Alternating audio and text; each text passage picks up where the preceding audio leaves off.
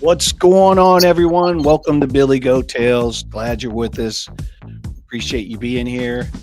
Biomex just stepped away for a second. As you guys know, we typically have our company meeting before this space, or before we go live. So we've been hard at it trying to work out our NFT project, our book, talking about the market, talking about what's happening. So we appreciate you all being here. Good to see you. Andrea, thank you. Hero, what's going on?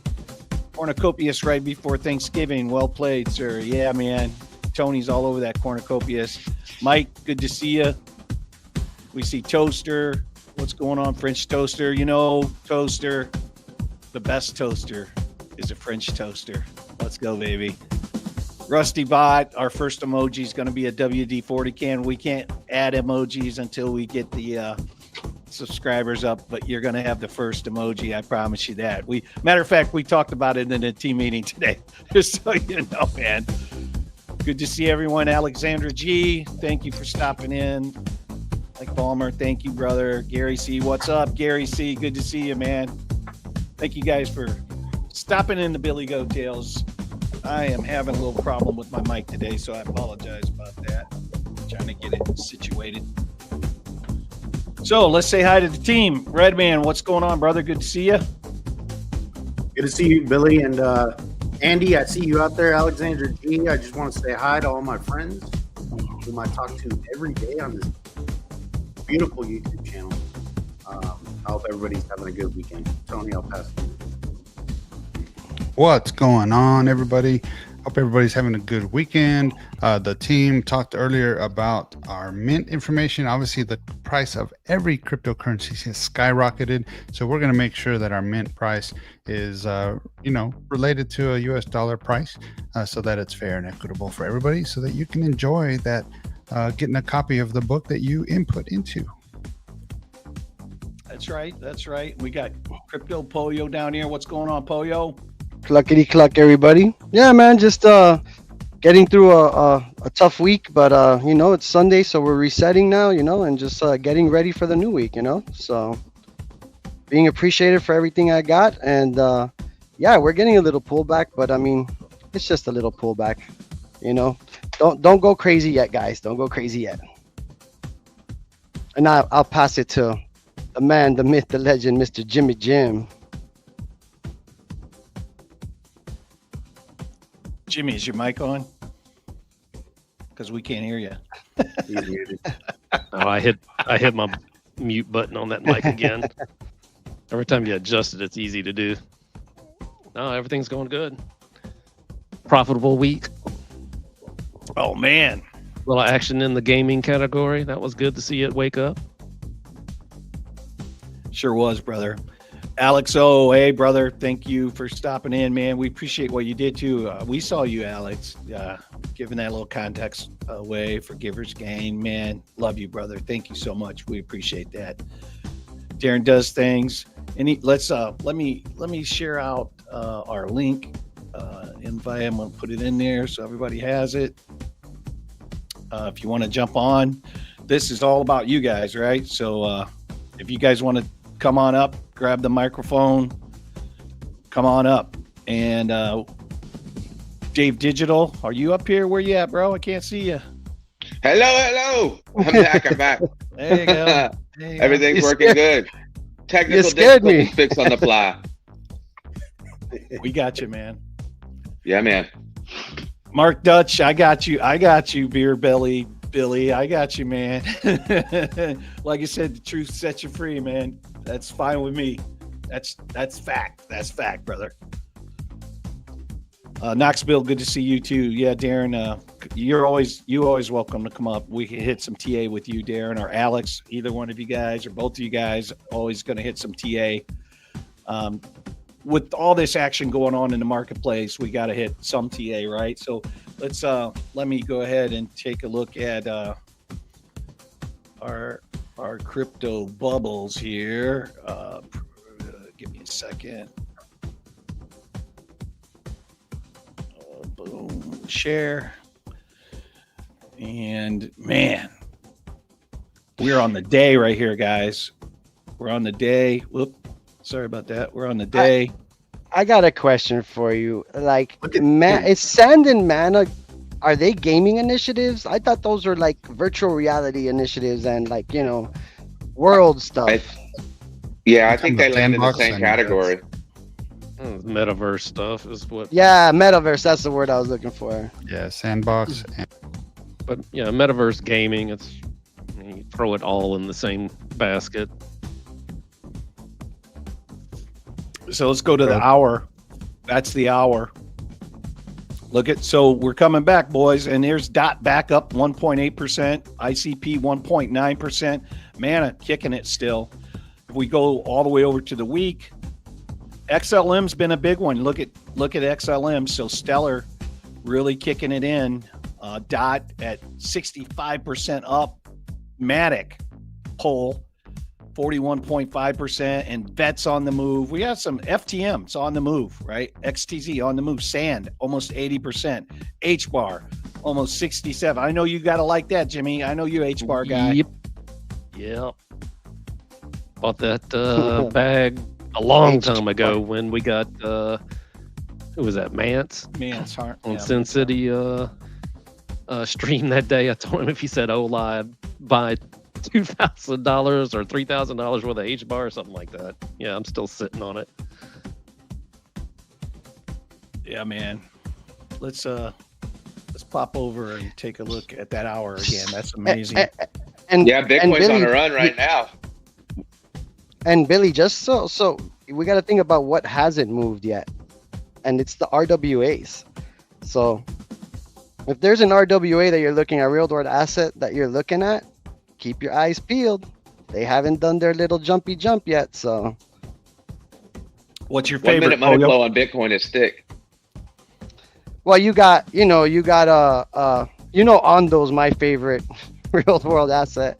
But if you look at Ondo, you see it's kind of stuck in that dollar world, And there's another one called Prop. There's a couple of other, but I'll be honest with you. The one that I look at is Ondo.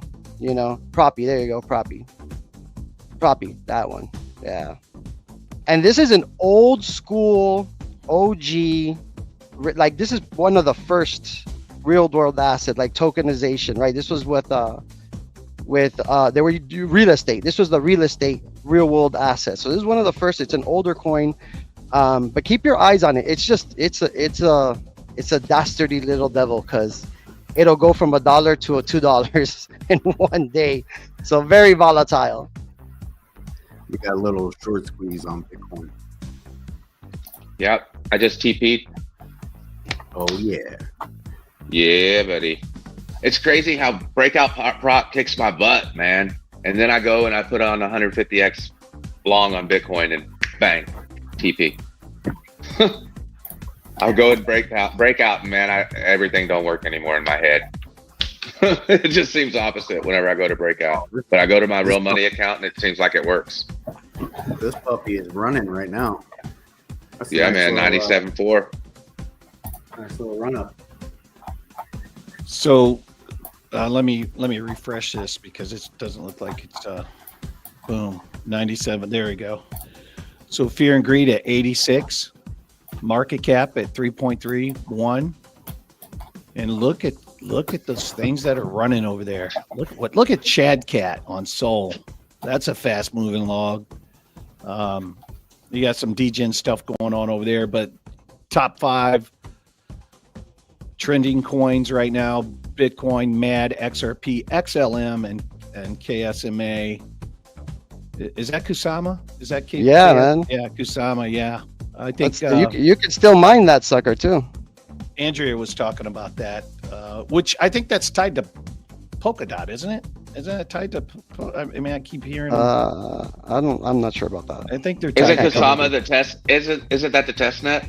I think so. Yeah, It's Kusama's the test net for the parachains. Yeah. There you go. Or it was one. Rusty Bot, we were talking about you earlier in the meeting. I won't tell you what it was about, but we were talking about you. Rusty.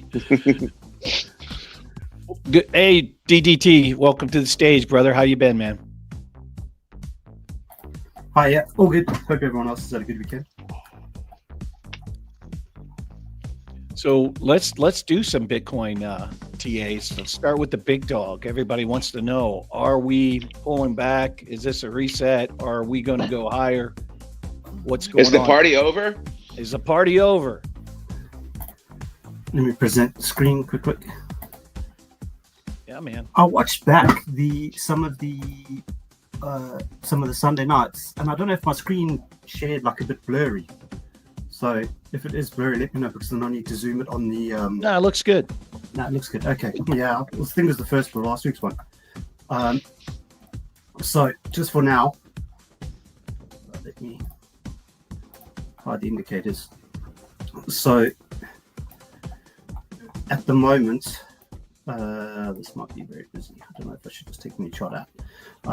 But on Friday, obviously it was moving up into the close of New York. Let's make this in red. We came down. Oh, this was Thursday, and then Friday we SFP'd this high, so into the Friday high. So the thought would be, or generally the operation or the process now was that when you SFP a high, you are going to take a low, which if you look at my green line, let's make it 2. That's technically the target now if you're in a short anywhere in the consolidation. So you should technically still hit 95.6, just by kind of how swing failure patterns work. But for now, if you can see these 2 blue lines, these this whole area here, these are spider lines, so it's found support there again. These are kind of crucial for it to hold. For the most part, the one thing we did have, if I just take that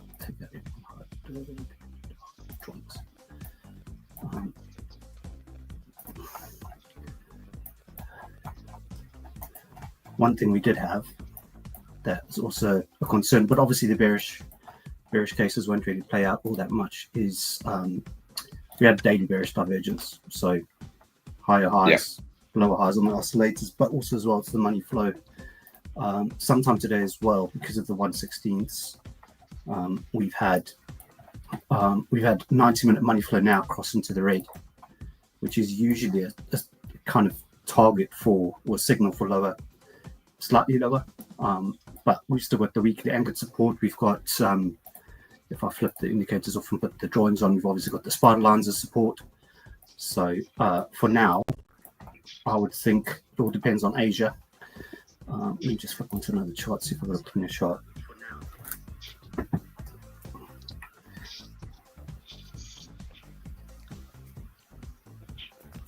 You switching it out? Yeah, just switching it onto my Binance chart. Okay. Okay. Yep. I could see us getting some turbulence here at 97.5 up to the 97.9 area. And if we don't reject from there, I think we may go up to the 98.2, 98.8 area. Yeah, so we have, and then put in that lower high and then continue down. What do you think about that? Yeah, we have obviously the local golden pocket. 786 from the move from the top to the low now. So yeah, this is kind of the target area for anyone that's if you want to take a cheeky short, that's your target area at the moment. Yeah. So because we kind of front ran the 618 golden pocket on the way down, correct? From the last move. It was, if I flip over to here, sorry, you won't see, but we front ran it a few times. One there, and then obviously now we've dipped it and come back up. But it's also, it could be, this could just be a total, because of how bullish things are, it could just be a market structure fake out as well.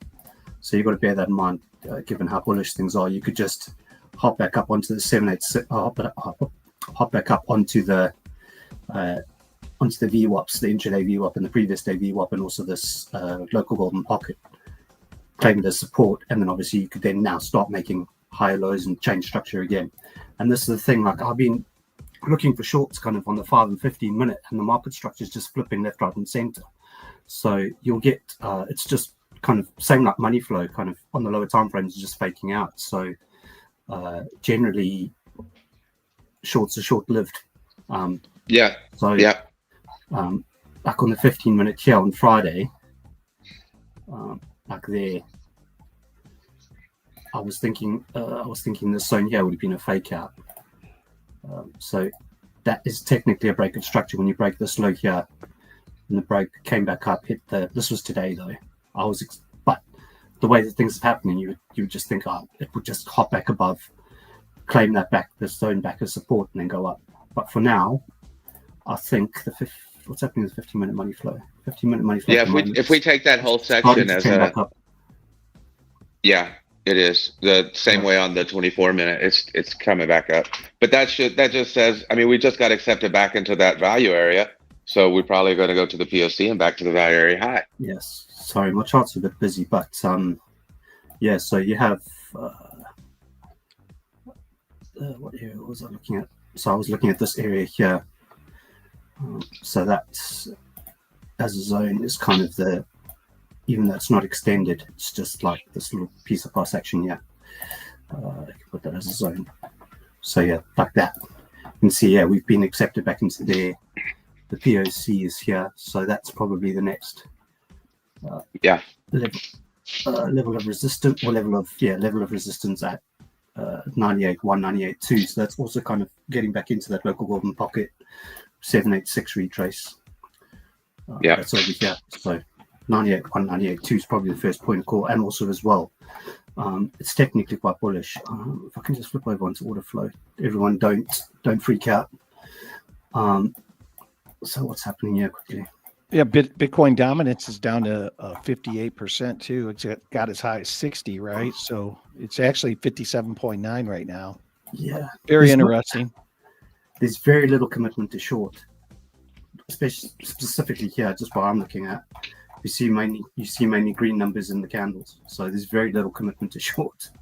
So it's looking as if it'll go higher, because generally you would have seen a turnaround at this VWAP now with this red to green oscillator that has the intraday VWAP. You would expect it on the order flow to just rolled over. So you would have expected just something like that, hit it and then come back down, but it's not done that. And also as well, it's broken through with what I like to call follow through. So technically, when you broke the VWAP, you can check the volume that came in. Yeah, there was commitment to push it up. There wasn't commitment. It wasn't kind of commitment or follow through to put it down. But yeah, for the most part, I would say it's probably, it's looking as if it's going up to these top levels, these 98.1, 98.2. Where are the psychological levels? Yeah, we just flipped the psychological low to support as well. So yeah, more than likely go up. Can I quickly look at Ondo for you? Crypto Pollo? Oh, sorry. Of course, I'd love that. I forgot to share back my screen. That's his favorite. It's my favorite real time, real world asset. It's not my favorite. Let me just double check which one I had. His favorite is XRP and Litecoin. No, not at all. Actually, my favorite just finally woke up, which is Lido, because ETH woke up. So where's my? Oh, sorry. I'm just trying to look for my. Probably have to go higher time frame to put all the volume profiles. I don't know what's going on. Oh, there's it. Sorry, let's just neaten that up. Hide indicators. So technically now, if you're just looking at the 4 hour, it's broken this lower profile. It's heading to the upper profile, and these have been the plays of late, specifically within the Kitchen and Camel Mafia. We've been playing these like an absolute dream at the moment. So we just got one on tier yesterday where it broke the value area. So we caught quite a few of us in a swing long on tier. It's kind of just settling in this zone for now, but it's flipped this kind of level to support. So provided it holds 91 cents, but it's already banged its head pretty much on this value area low up here, the upper range. And obviously this is kind of what Frankie would call doorway to higher prices. So that's kind of the next zone. Provided it holds this mid zone here as support, we should be good to proceed higher. So provided it holds this whole zone as support now, or builds a base around this zone, then technically, on is looking good to kind of get at least what I would say would technically want to go to the POC at least. So like 119, 120, I would say. And obviously this is not even looking at market cipher B. Let me just loosen these off, please. Yeah. I could see a significant top at 104.2069. That would probably be the value area low at about between 105 and 107 is kind of the value area low of this kind of upper range to the left hand corner. Let me just collapse these quick. Collapse all this thing to make it better. Onda's looking good at this point. It's on a 4-hour trigger wave as well. 4-hour trigger on market money flow coming up.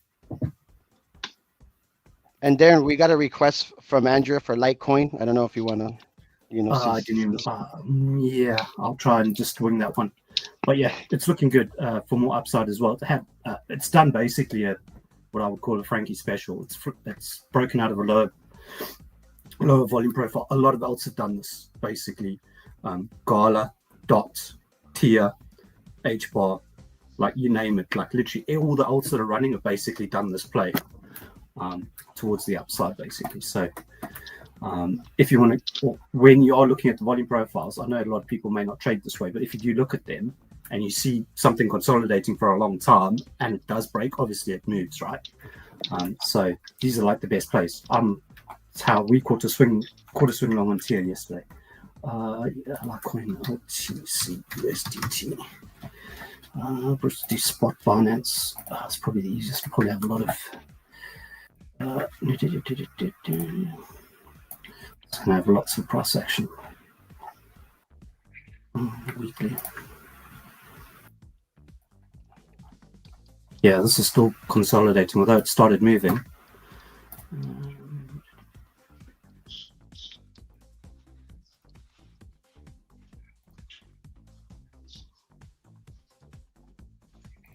Basically got two volume profiles on the weekly, so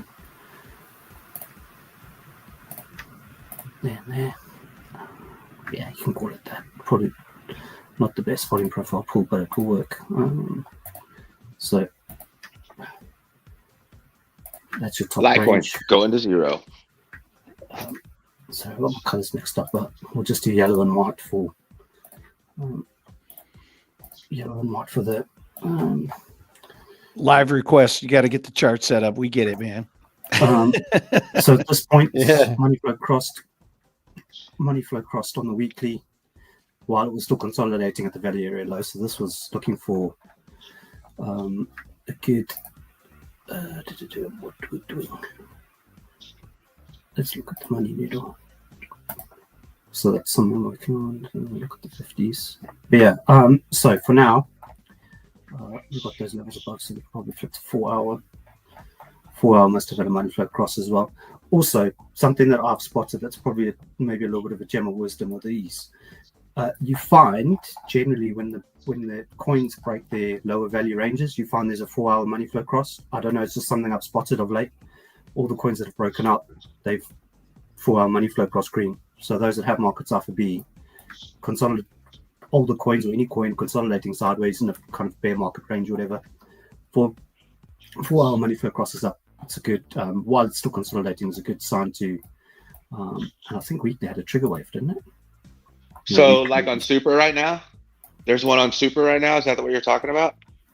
So it can be consistent with any coin really. You want the weekly and the 4-hour to be kind of either consolidating and then breaking up with money flow confluence, and then obviously breaking out at the bottom of the range. So at this point, obviously its next stop is 120. It might be 123. There might be something in the corner here.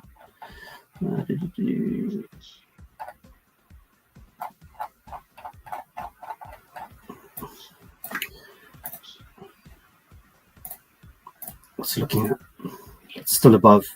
Yeah, provided it just EMA confluence. It's trending, so you might not get a good volume profile pull on it now. I would say just 4-hour 50 EMA, provided it holds that, it's generally going to, although it has a small range here, a small local range there. That's a rubbish one. That's also a rubbish one. Yeah. Next to the top side, probably anything from 110 to 123 to that other area. I don't know if there's any other volume profiles above that could pull across, kind of intermediate. It's a little bit of a range there. Let me just hide this. But yeah, it's looking good. Probably if it pulls back, you want it to hold, you want it to pull back into the value area high. So it needs to hold 92, 93. And there is a small little volume profile in here. You could probably squeeze a few levels out for it to flip, which is probably done already. DDT, when was the last, what was the all-time It needs to hold high? 97.50 is what it needs to hold. It's messing around in this range here, and then obviously once it breaks the POC of this range, you would expect it to go to this 120, at least attempt at 123. But it's like most alts, it's looking really good compared. Kind of a lot of alts have kind of done this play like the last 3 weeks. But yeah, sorry, back to you, Paulo. What were you saying? No, I was like, what's the all-time high for Litecoin? Is it 150, 160? Oh, geez, 500. Double top up there. So yeah, you got all-time. Oh, on Binance, you got all-time high of 413. Does it give you the date And on was that? Yeah, that was last cycle's all-time high. Yearly high currently on this. It's 22. Also, as well, some you can use like yearly levels as well. So that's going to be a key resistance as well because that's the yearly high, right? So 112, and that probably lines up. Yeah, pretty much lines up with that POC in this range. So yeah, for now, it needs to hold between 94 and 92, I would say. Your target, if you are in the long, is probably at least for the most part 112, 113, and then obviously it can play out further. It can do this. It can play out here, go up there, bounce on that POC, and then obviously it normally doesn't flip these levels to support straight away. But I would say provided it flips 113, it should be good. Yeah, for the most part, it's all good. Do you think we have like 6 more months to get to the top on this one, or? I'm kind of going by what my thesis at the moment is that it all depends on what the Fed and what the Japanese BOJ are going to do, kind of the Japanese Fed. Just by being in traditional markets, you understand kind of how much shenanigans anything the Bank of Japan do can have on the markets, and obviously that caused the 4th of August unwind kind of dump. So anything to do with them. So, but it's a given at the moment. The Fed said they would cut 50 points by the end of the year. They've already done they've done 25 now recently. So 25 is pretty much baked in for December. I think that's gonna force the Bank of Japan's hand to raise rates again by another point, by their rates, so maybe another 0.5 or 25 points. That'll cause a correction. We'll go into a Santa rally and a rally all the way into probably, I would say end of January. Even though some are calling for the inauguration or sell the news, generally when we have this kind of November, December correction, and it's been backtested. There's one of the guys in Frankie Campbell's in the Discord, he was also kind of mapping this all out, that generally there's a correction sometime between mid-November, mid-December, say 10%. Whether we get 10%, that's obviously that remains to be seen. But for the most part, we should get a correction on if the Bank of Japan. I'm kind of hinging on the fact that the Bank of Japan are going to be forced to raise their rates. And that's on the 9th, I think, of December, 7th or 9th of December, somewhere there. And also as well, they do their rate hikes on a Friday, which is, causes chaos for the weekend. So basically when we had the August 4th, it was like literally from the 1st of August when they cut, we would like down 5-6 days in a row, basically. So that's my thesis. We'll probably run now into December, I would think, or even if we just go back onto Bitcoin and we just consolidate between 90 and the all-time high, 90 and 100K. That's okay as well.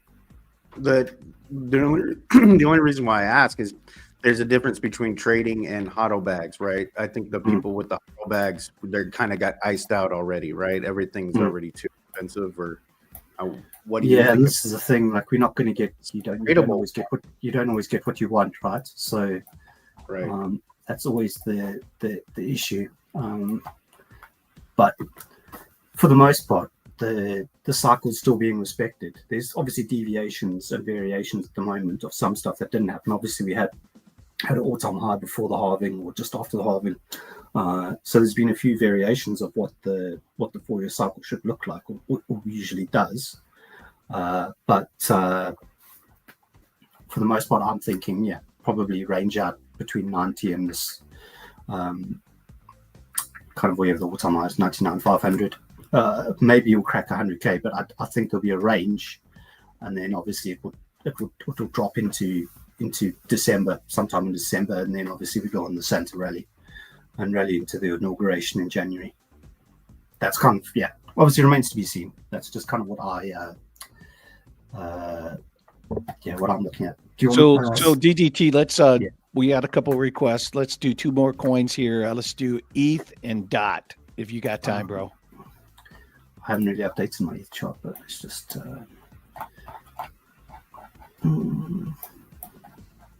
it's okay. Just need that to clear it up. So ETH now, same thing. My range probably won't be the same as most. So we obviously had the lower range. It's broken up. I'll presume it had a 4-hour money flow. 4-hour money flow cross. It's now playing in a previous range from the left, which I'll go into the daily. It's basically the all-time high, or towards the all-time high range from the previous cycle. It's now rejecting this 3,500 odd POC. So you can see here, there's a POC here at 35.85 or 34.95, sorry. So it's not come back to test the support break, the structure break. So obviously here it was putting in lower high, obviously lower high, kind of equal high, broke it. You would expect it to come back and then test support resistance flips, resistance support flips. So ETH, I would it's rejected this quite heavy, although you do have some curvature here. So this looks like it's going to come back up. That's curving up. That's curving up. Give you a dot. Market cipher basic strategy basically on the 4-hour. So you're more than likely will look like you want to push back up. But there's also I think 3,500. There was that's breaking the PSC anyway. So sorry, I'm just thinking ahead to myself. At the moment, if it is going to probably came back to 786. I came back to 886. I wouldn't expect it to come back so low because of the structure. Only way I would see it going low is if it breaks this low at 3260. But also as well, if Bitcoin sneezes, alts are gonna get hammered again. So it's just something to be aware of for 2 day. I think we had a good just a hard like 2 day money flow across. 3 days looking for a red dot. I would think. What's the one I was doing? So it's got to hold 3260 to try and then get back to this 3400. It's currently it's not lots. It's what is it? 4%, 5%. It's only like 2-3% to that level. And also as well, you can see it's really came back for the demand in the wick, double bounced, double bottomed there. So the issue now is you probably have liquidity here, so they probably could come and swipe it. So if it does that, then comes back, reclaims, then you're good to fire up along and go. Or otherwise, obviously, you've got the local golden pocket below. So anything between, say, 3,200 and 3,260, you've got to look for longs. If it comes down first, if it's going to go up, obviously it still needs to break this high at 3,500, basically, flip that to support. Money flow is looking good. For 1 hour, money flow just crossed back. So ETH, so just targets 3,200 to 3,260 is kind of the support zone, and obviously the resistance at 3,500.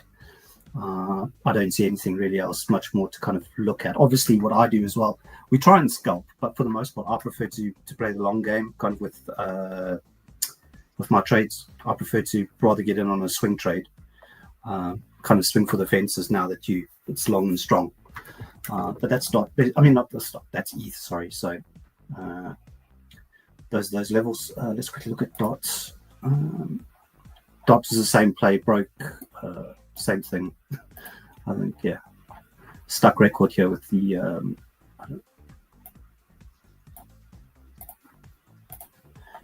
did sell off quite badly. Swing failed that macro 786 retrace. Was it a macro 786? This was 786 from somewhere. Sorry, I'm just kind of getting my bearings here. You're good, man. Yeah, so these are all just 786s. Where's the what? Yeah, it's a 786 from this zone here. Kind of like marked out stuff because obviously we are looking for retraces and stuff. So there's a zone here. It's wicked at 786 so far. Weekly money flows just crossed this week, which is good. It's been lagging a lot, which hasn't been the best. I must delete some other chart, but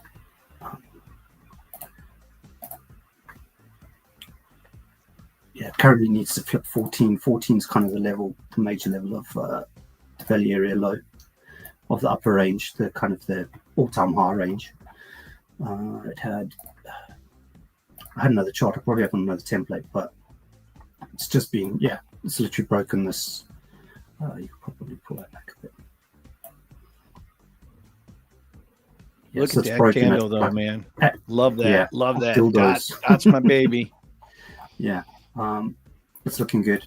But also as well, I don't know if everyone knows, kind of been kind of understanding why these are happening.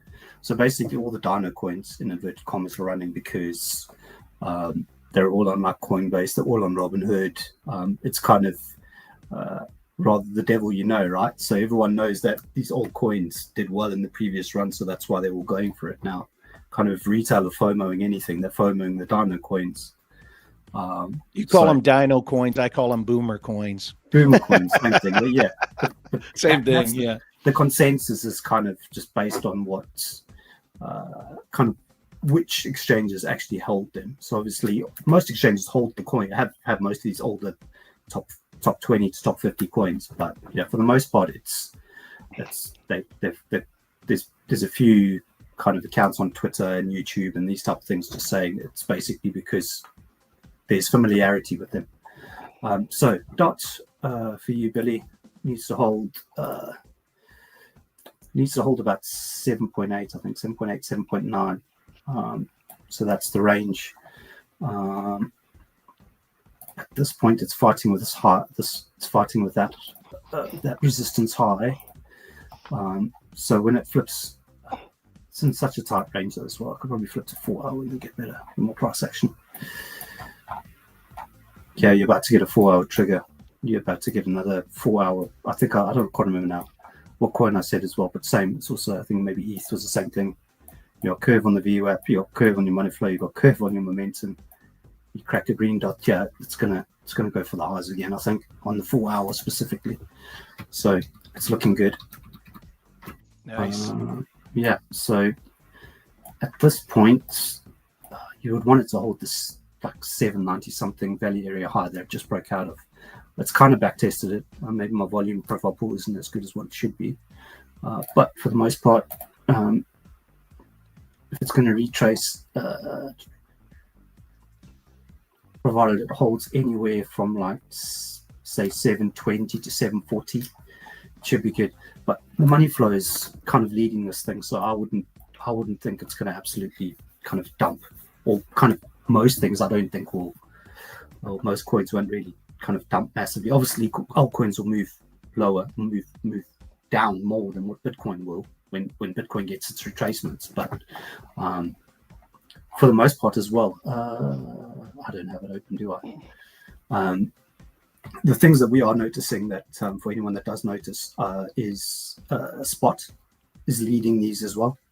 So they short squeezing as well. So like coins like DOT short squeezed, HBAR, XRP, you name all these coins that were sitting at the lows. Then obviously all this spot volume came in and then started wiping out the shorts, and kind of it gave the upward move a bit way more momentum than what you would kind of generally expect. Hey, since you mentioned XRP, let me ask you: do you feel like that was the top on XRP? Is it done? It looks like so. If I zoom way out on XRP, it looks like a 786 recheck. I can have a look quickly, but for the most part, XRP is basically just pumping off Gary news. Basically, that was like literally was 13% in less than an hour or something stupid. It was a silly number, silly percentage. As soon as the news got out on X and the press statement was released that he was resigning, it literally moved. And I think there was a few other coins. There's a few, so also XLM. Some of the coins that or some of the projects that kind of were under scrutiny from the SEC, all of them like literally had 10% 1 hour candles or something. Was it this one? No. Well, anyway, the weekly. So XRP now is also as well. It's this doesn't also have XRP. I don't know if this is going to have this. My perps chart doesn't have the. I think the all-time high is about $3, isn't it? I think so. I think it's a little bit higher than that. But yeah, we had a volume gap. I had it marked out. Look, I hit the volume gap and just ran. Yeah. So for now, 105 is still the level to hold. I don't know why. Oh yeah, because this was just a lower level. But I think maybe last week I might have looked at it. It's just tracked along this whole week, moved up, tracked along, and then went up. I presume its money flow is good as well. Money flow is good. Quite a lot of these coins are looking for a 4-hour basic strategy on Market Cipher. Basically, all three. So the momentum wave, the VWAP, even the stocks and the RSIs and Market Cipher, everything is positioning up on quite a lot of these, specifically this 4 hours. So Asia may come in hot this evening. Pump a bit of these coins again. And Darren, I would say a top is in for now, probably for the next few hours. Yeah. No, I was just saying, I don't think the move for XRP has happened till those cases get dropped. I think once those cases get dropped, then we're going to see the real move. Because, right, so we know Gary's going to leave, right? But what is, are they going to drop, like, these cases are still active. What's the SEC going to do? Are they just we're going to drop them, right? Or are they going to continue on, right? So I think that a lot of people, are assuming that those cases are going to be dropped. By the way, I'm on that boat. I think that it will happen. But at the same time, how do they go about it? That's what I'm trying to figure out. How do they go about saying, yeah, we were wrong? Because I've said this a bunch of times. I mean, if you're a lawyer, lawyers don't like to lose. So if you're a lawyer for the SEC and you've taken all these L's, right, on a lot of these crypto companies, so Gary's going to be gone, which was obvious, kind of like the thorn on our side, right? So I'm just thinking, how do they bow out gracefully, without looking too bad? The issue is as well legally, when you lose a legal case, your legal fees usually get covered by the counterparty. So they'll be paying repercussions or whatever you call it. They'll be paying something back to all these companies as well. So do they want to lose the money? Probably not. So maybe they'll kind of come to an agreement. Yeah. Well, that's what I'm saying. Coinbase just pays the fines every time Coinbase gets a smack on the wrist. They just pay, and I think that's maybe that's what happens. They just say, okay, well, we're not going to take this forward. Let's come to a more formal agreement. Pay us some money, and then let it be done. I think that's probably the I would think that would happen. So you're thinking maybe Ripple's going to be like, all right, you know what? We'll just call it even at this point, because I'm sure Ripple's legal fees have to be in the it could be $500 million. How long have they been? I mean, think about how long they've been in court for. So like 4 years. Was it 2021? Was it 2020?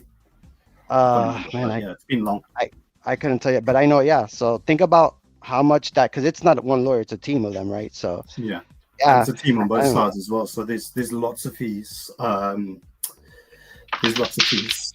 Kind of involved in kind of all the cases. So I think, we just got to see who gets in, because I think if they get a clever crypto head in, or someone that's quite savvy with it, I think there'll be, there'll probably be like a kind of contingent resolution where, it's a bit more amicable than kind of you're wrong, we're right. So we'll just have to wait and see. But like you're saying as well, I probably also would think that the big think about big money, like. Big money, I always tell people, you understand, like big money, like they have fiduciary, responsibilities. They can't tell their, the people that they're, that they're managing their money. Yeah, we're gonna, we're investing in an asset that has, SEC court cases on. I mean, that's my thought. I could be wrong, but I think that XRP will move for real once all that gets dropped. That's really my opinion. Cool. So I'm good now. I don't know if there's anything else you want me to look at or share, but I think that's kind of probably the charting section done for tonight. If you guys are okay with that. Yeah, brother. Thank you. That's awesome, man. Appreciate that. And, always, man. Much love, man. Much love.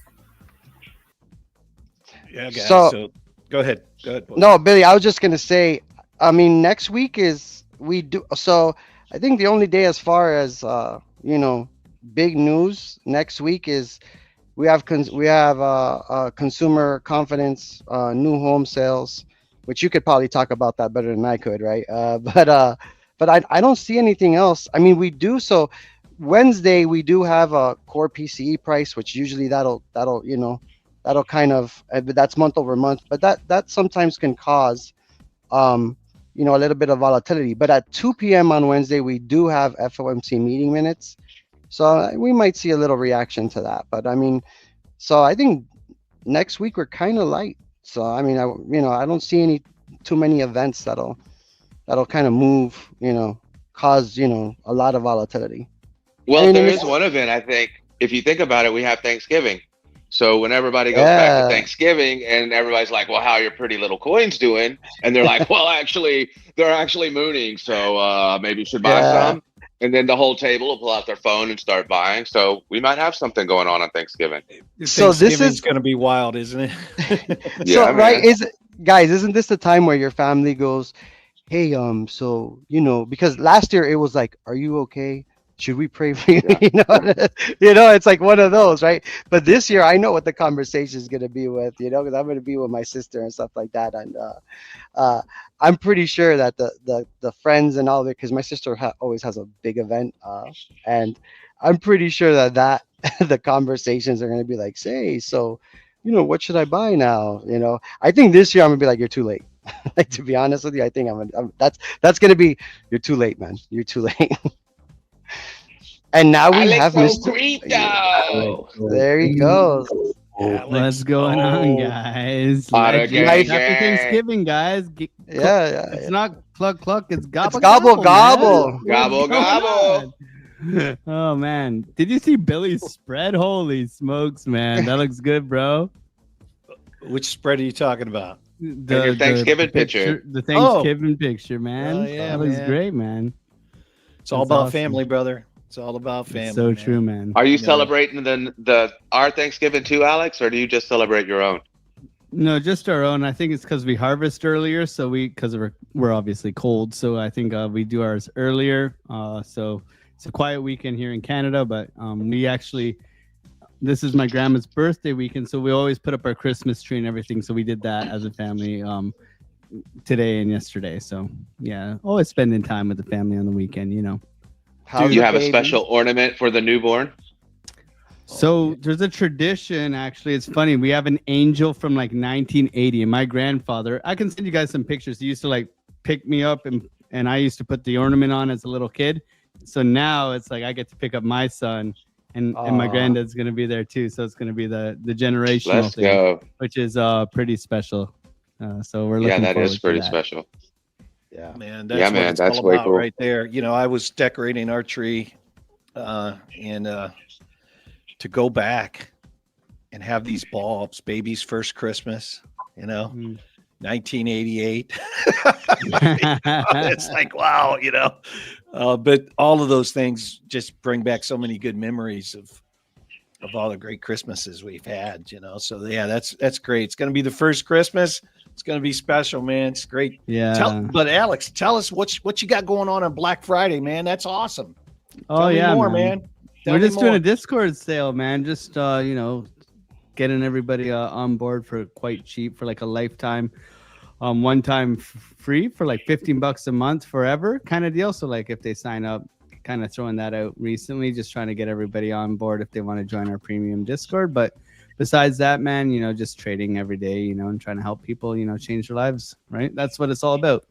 Absolutely, brother. So it's $15 a month for life, huh? Yeah, it's like you sign up once, and as long as you don't cancel it, you're in for that. Like the prices are going to go up because it's that. Honestly, I can't handle the amount of like people in there. Like we're like tight knit as a family in my Discord. It's always been like that. So now it's just like it's overwhelming when you're like on your phone at like 8 p.m. when you just want to like bathe your son at night, and you're like answering Discord and you're trying to, you know, like it's a balance thing, right? They always talk about that. As a father, you know, you want to spend more time with your kid. You also want to provide more security for your kid, right? So it's like always that balance, right? So for me, it's you know, working through that and trying to realize what's important to me and all that stuff. So well, being your own boss is tough, man. It's when there's a lot of trade-offs, good and bad, but you'll figure it out, man. It'll work. It'll work. I just come to you for advice, man. That's all. I just keep bugging you, man. I'm always here for you, brother. You know that. You can't fade the experience, man. That's always one thing, is you guys are always good with me and sharing your experience, and I do appreciate it. Hey, Alex, what studs you? So you got Brewberry, right? You got yourself. Tell us about some of the. I know you got Kyle. He's doing signs, right? Kyle, but like, I know myself, Thesis, Brewberry. Yeah. So there's 4 traders in the Discord. Right, all different types of traders. We give 5 live sessions from Brewberry, who's market structure, who's doing, you know, market smart money concepts, which is very popular. And I've learned a lot of like, I mean, Pollo's probably right up that tree with the smart money concepts, all the structure. Right, I'm all about that structure, baby. That's how demand. Yeah. So he's an incredible. Man, like, he's really good with he's like White Phoenix. He learned from White Phoenix, who's in Jason Casper's Discord, who's also a smart money concepts guy. So I mean, incredible course too. Jason Casper has it. White Phoenix. It's I mean, it's expensive, but it's worth it. I've worked through it a couple times, and then myself, I do 3 live streams alongside with the live trading sessions in the morning.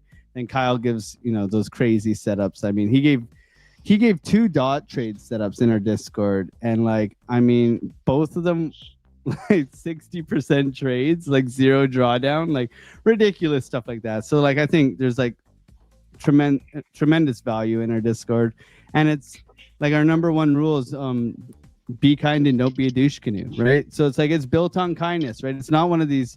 I've been in a lot of trading groups where there's like a lot of ego and there's a lot of like you're wrong kind of attitude, and I don't think that's healthy, right? If you want to try and change your life and grow as a trader, I think you want to have people there who are trying to support you, sharing their experience and what they do, you know, and helping you get better. And I think that's kind of what we pride ourselves on. So really just trying to keep that, that image. I really like, it's really easy for me to say goodbye to someone who's paying $15 a month. You're not going to change my life with your $15 if you're not going to, kind of be the giver's gain philosophy and really want to try and help each other. Right. Because I think you guys would know this too, is a community is an edge in itself, right? What are you looking at? What am I looking at? Right. Like, where are we going? Like, I mean, Billy telling you guys to get DOT, man. He's been saying DOT, right? It's coming. Right. And look at it now. Right. So, I mean, you got to listen. But also it's like, there's people who've been around who have their ears to different things in crypto. It's such a vast space that you can't really see everything.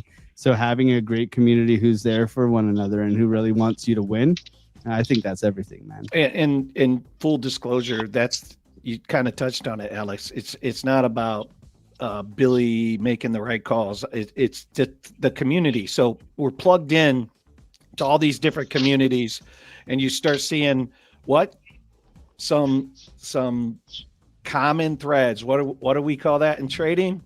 Confluence, man. We start seeing some confluence. And so what happens is, once I start like really digging into it and I see all this confluence, I'm like, this is gonna the probability curve, instead of just hopium, is going to be that it's going to run.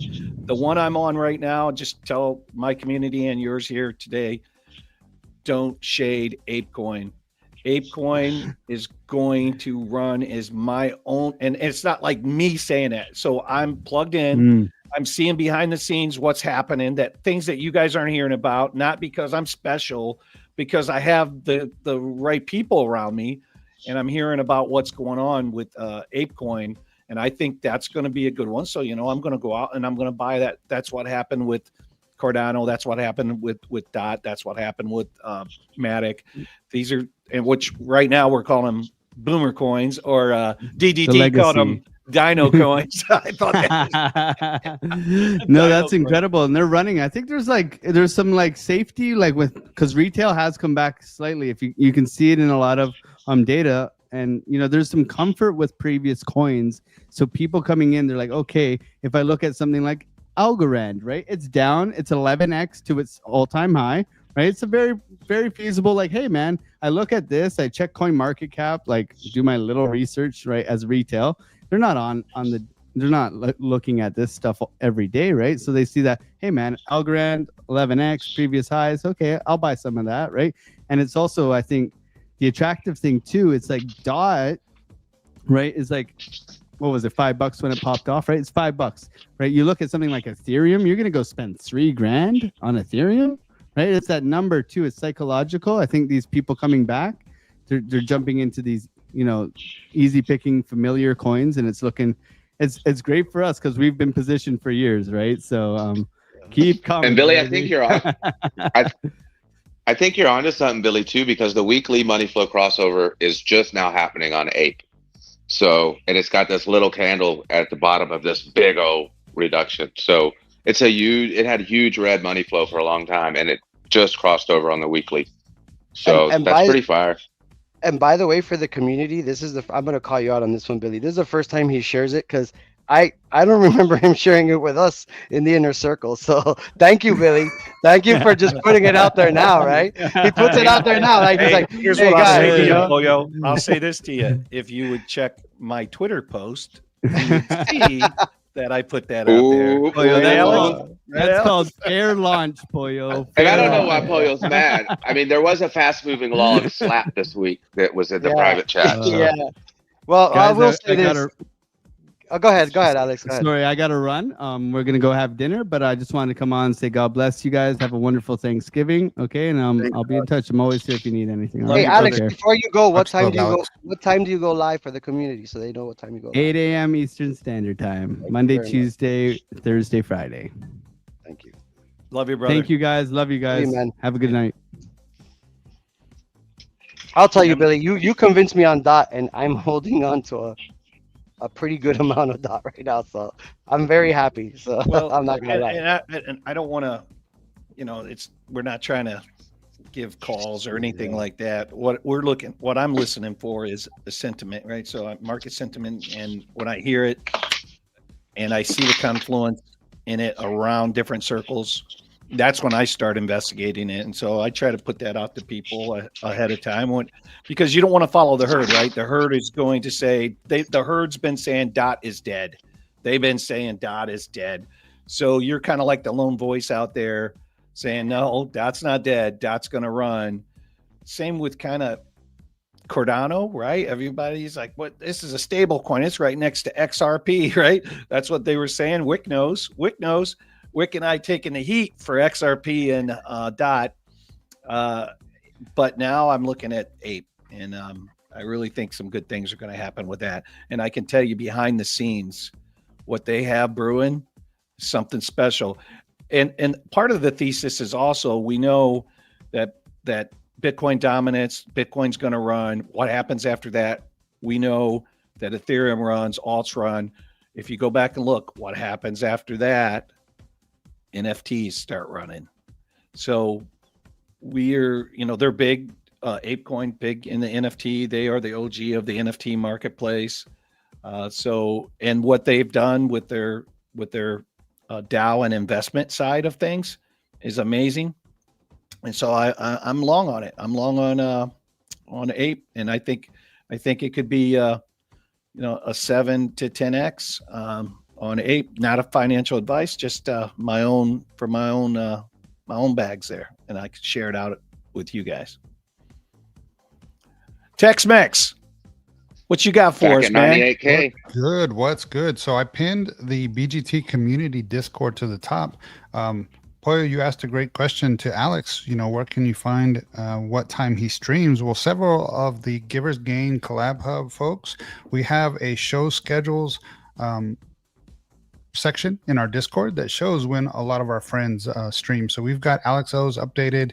We've got several others. Let's see. We've got Lunar Beaches. Well, it used to stream in the morning, so we'll have to update that. We can go and update that. We've got our YouTube Sunday bloopers. We've got InvestaShare. We've got Kyle's members only. We've got the Piper Academy live stream stuff. We've got Sin City Crypto's thing in there. We've got several folks that we give our community in our Discord the schedule so that they can see that. And we've got some mint information I wanted to share. Are we ready for that, Billy? We shared earlier today, or we made some adjustments. Yeah. You're giving me FOMO. Yeah, get it. All right, I'm going to show it up. I'm going to show it up on the screen. So everybody knows the price of crypto has skyrocketed. The price of a lot of cryptos. And when we announced the price of our NFT book that launches on December 15th, we set a price of 50 ADA. Oh, there was supposed to be a red line. Okay, I'm gonna have to go back and adjust that, but those red lines just need to be adjusted up. But we had announced 50 ADA for whitelist and 60 ADA for public. That equated to about $20 and $25 for whitelist and public. So because of the prices, as I mentioned here, and this is also in our Discord, as of today, we're going to adjust those prices based on the USD and ADA price related to a specific time prior to mint, probably the week prior, maybe just a few days prior to the mint. We will set that ADA amount so that it is fair and equitable. So that's what those 50 ADA and 60 ADA equated to when we first launched it. And so that's what we're doing for the community. And then how do you get one? We still have speaker passes that still can be claimed. So people can still claim them by the 8th of December, and then they will be airdropped by the 13th because those speaker passes act as the whitelist. Look at Billy's surprise right there. That's a nice flattering picture. Nice picture. I know. I captured that when we were at the Bitcoin conference. So anyways, there's going to be different rarities. We got 4 classes of rarity. Class 1 is the highest. Class 4 is the lowest. And then we have 10 book covers. And these are the pretty much the titles that go along with the Giver's Gain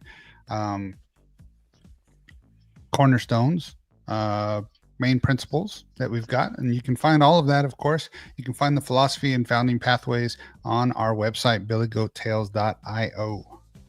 And then here's in the meet. Oh, go ahead. No, go for it.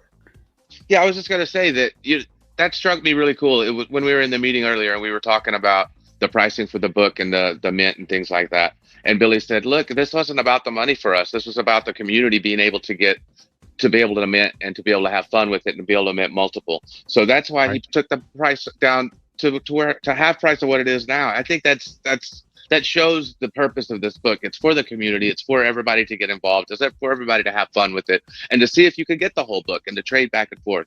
And I think that's really cool that he showed us in the meeting, again, leading by the philosophy of giver's gain, that it wasn't about the price. Yeah, 100%. And so in our Discord, there's a BGT Mint info under the project info section under the basics. So you can see that we've updated that there today. And we will set that final price probably just a few days prior, just depending on how soon ahead of time our mint, the guys who are helping us with the mint are doing. And we will, when we are going to mint, we will have in our Discord, we will lock it down so nobody else can post some link. We'll make sure that we have the official mint link, in its own channel, and then we'll be live that day to be able to direct people and interact, and people can jump on stream with us and share the NFTs that they get and all that. So we've been testing in the background. The book presenter folks have already made just about all the adjustments. There's just like a font thing that we just gave them today, but other than that, everything's working. We've tested it on the back end. We're excited to have you all share and then be able to share during the holidays. Once you've minted, you'll have a couple weeks from that, you'll be able to share the book that you input into. Like I said, we had over 170 speakers. Charles Hoskinson was in there on chapter 8. We had Gary Cardone. We had Crypto Lifer. We had Alex Frankie O'Crypto that was just Candles. on. We had everybody, man. Yeah. So this NFT book does have some surprises baked into it. So what we're trying to do with those Easter eggs that we called them is we know we're going to be having some, what I want to call it, some special surprises later on as we build out our community, as we build out Billy Goat Tales. And we want to make sure that people understand that without saying exactly what it's going to be, we just want people to understand you want to hold these things. They're going to be a cornerstone to our community, whether it's the speaker pass or our first NFT book. And like Dave said, it's not about the money for us. This book was about you guys. It was about the community. We're quoting you in the book. We threw out some topics and you told us what those topics meant to you. And now we've printed out a really cool community book, first of its kind, about the community. So we start with the community, we end with the community. It's all about the community. That's who we are. So it's like we said, it's not about making any money. It really isn't. Everything's paid for. We don't need to make anything on this, but we do want to put it in your hands because it's going to be an heirloom for you and your family, showing to your kids, your grandkids, that you were in the crypto space and you contributed to the crypto space in a very major way. And it's going to be in the annals of cryptocurrency history. So we start with that. And whenever we end someday, 10, 20, 30 years, whenever we end, we're going to end with community, always with community. Yeah, 100%. And meanwhile,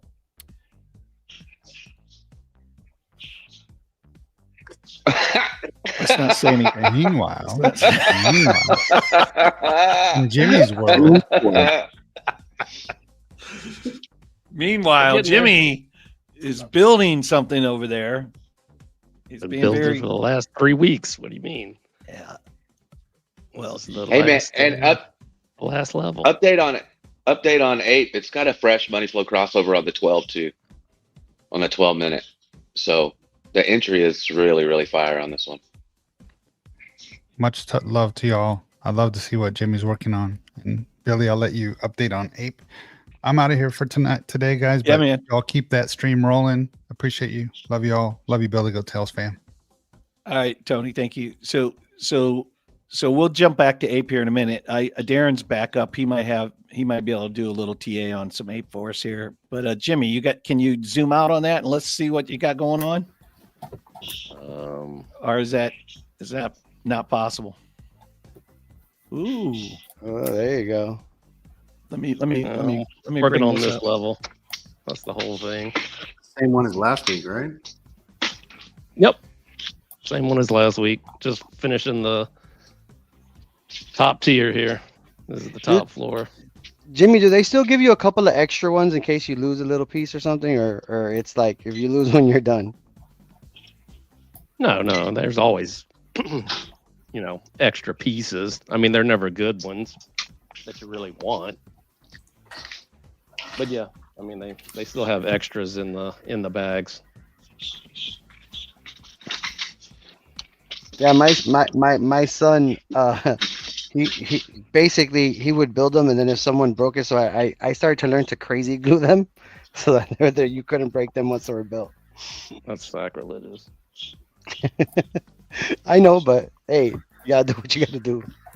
You never glue Lego ever. Well, there you go. There's the rules, guys. No gluing of the Legos. Not unless your display is going in Legoland, because they do glue those. So DDT, you ready to do a little bit on ape? Everybody seems to be interested in this. It looks like a I can good share my long back screen. when we retest VWAP. Yeah, let me get the quick. So, don't do this. Oh, that was a nice little retest of that range too, man. I didn't see that. Yeah, man. I clicked the wrong thing. I would have taken that for sure. Not now. Well, we're but- about to get another retest on VWAP. If we can retest that VWAP, I think that's still pretty strong because we have if we're looking at 3 minute, all of those high, all the momentum highs are equal. So this little lackluster back down is just going to go to the VWAP and then probably take off. It did 25% in the last day and a half. I like where my liquidation point that's at the bottom of that range right there. Yeah, so at the moment, obviously, you had the small little range for a while, kind of below Yep. another range above. And it will look a bit off because I've pulled it on another time frame. I'm just looking at the 3-day. At the moment, so obviously, it's broken out. It's come back. This is the kind of range for it to hold. So this, I was saying 113, 110 to 120, basically, to hold. Obviously, broken out. Money flow. Dave did mention that. Obviously, we've had the weekly money flow cross. 2 days, good. 3 day is coming up. 3 days trying to come up. So this is the same thing, looking good for more continuation up. At this point, if I just flip to the 4 hour, because that's where I pulled these profiles initially, so they'll look a bit better. It's broken a local profile kind of just on the value area low of this key range here. It's moved up. It's rejected the local golden pocket from the high to the low of this kind of consolidation, but it's in this range here at the moment. So between 113 and 186. At the moment, you probably find that this LGP would sit on that. Yeah, LGP 786 kind of sits just on this key level of about 113. A lot of coins doing this, and obviously Bitcoin's just starting to move, but kind of sound like a stuck record. This market alpha B is giving me more upside vibes here with this. Reiterate again, just the basic strategy. Everything is going up. VWAP up, money flow up, wave trend up. Even obviously the stocks on the RSI. Everything here is looking for triggers that it's going to go up. I presume 1 hour's probably just had a trigger wave, had an anchor wave. So everyone, we're looking at ApeCoin right now. Yes, and sorry. It's okay. We're what time frame is that on? I was just looking at the 3 day and the 4. I went from the 3 day to the weekly to the 4 hour, and then I've moved to the 1 hour just to kind of. The 1 hour gave you this local higher low. At this point, I can put VWAP on. Do I even have it here? No, I do have it. I'm not yearly. Let's put just otherwise I'll put the session on. Yeah, reclaim VWAP, which is quite good. It's probably been riding 50 EMAs. 15-minute 50 EMAs and 200 EMAs basically been guiding most of the trend on most of the coins as well. So at this point, it's not really looking that like Bitcoin is looking toppy based on kind of where the momentum waves are on the higher time frames. But Ape, it's not looking toppy at all. A little bit. Okay, maybe I'm contradicting myself there, but it's still got a little bit more upside, and I think it's not as topped out as Bitcoin, or in inverted commas topped out. but localized, yeah. You have this local range here, like I was saying. So this says the local profile here. This would be, for me, this would be the key zone to look at, kind of to hold. If it's going to come down and kind of play this range rotation all over again, this 110 to 120, 110 to 117 zone here, it would need to hold to give it kind of its kind of full rotation, because now it's obviously done. It's come up from the bottom range, flipped this value area low to support. It's obviously gone to the POC. It's obviously rejected the local golden pocket in confluence with the POC, come down a bit, still putting in higher lows though. So it's probably going to go for a back test of this POC again. 15 money flow just crossed over, although it's kind of got a red dot. You could probably come down a little bit, and then it would probably want to try and take out this POC. For the most part, my thought on this is that it it's probably just looking for kind of a local low base or support to kind of move higher. That would kind of be my consensus on this at the moment. For what's the ATL doing? Yeah, ATL. The Mayflow is rounding over a little bit, kind of higher hourly time frames, but that's in a bull market. That's no concern. Specifically, if the higher time frame money flow is thick and still kind of coming up. If it's flattening over, it's okay, I still think. And I think most coins are kind of following this trend. They're just literally hitting higher lows and then they go for another run. So yeah, for the most part, for now, probably it's double bottom there. This is the issue here for me when you're looking at liquidity and stuff. You've got a double bottom here, so obviously there's liquidity below these lows. So that could be a play on the long or play on the spot entry if anyone wants to kind of look at that when it swaps those liquidations or kind of swaps the liquidity below those equal lows. That could be an entry. Well, obviously, if you want to kind of just be a bit more patient and hopefully, if it does come back down, then obviously further lower in the ones is probably the more conservative kind of. Yeah, from a trading perspective, that would be the smart play if we're just looking for a trading. I'm most people know that I pretty much swing it, right? So the sentiment of it is, hey, is this gonna be one that you can get a nice return on? And if I got to hold that thing for a month or two or a year or 6 weeks or 6 months, I will, and that's where I'm looking at from a technical side. I see what you're talking about. I think if you're just trying to day trade this or get in from a trading perspective, where your box is right there, that is freaking perfect, man. That is absolutely perfect. Swap the local lows for a trade, but then obviously kind of more conservative spot entries, you probably want to enter kind of around here. And it's moved up quite considerably, literally from the lows. I think the lows is about 80 or 70. Yeah, if you can get there, or even 50 get down there in this market, right? That'd be perfect. Where's that box at? Is that at 115? Let me flip back. It's just those two local lows on the 15-minute, the double bottom on the 15-minute, Dave. No, the below that. So anything from 116 down to 110. There's POC, perfect. The crossover kind of intermediary range, kind of before it actually flipped this 113 to support. So yeah. So you're looking at like 110 to 120, I would say, just kind of to be safe. And money flow is looking good. Like it's just yeah. It's saying to me if it pulls back, it's pulling back to a higher, basically. Well, DDT, these guys are wanting Bitcoin's moving, I guess, so they're wanting you to pull up Bitcoin if you could for us, please. Quickly. Yeah, it's just about to hit this local golden pocket that I spoke about now. But I have, sorry, my charts are messy. It's just how I am, scatterbrained. But for now, it's got vector candles, so obviously it's moved with volume. Also as well, like some of the altcoins, the 15-minute money flow is already cross green, but Bitcoin's still, it's trending up, slightly overbought. And for those that don't know what weekend traps are, so basically this is just a certain method. The weekend trap low and the trap high is the consolidation. If you look here, kind of you can see where we consolidated before we broke down, rejected it, and obviously went lower.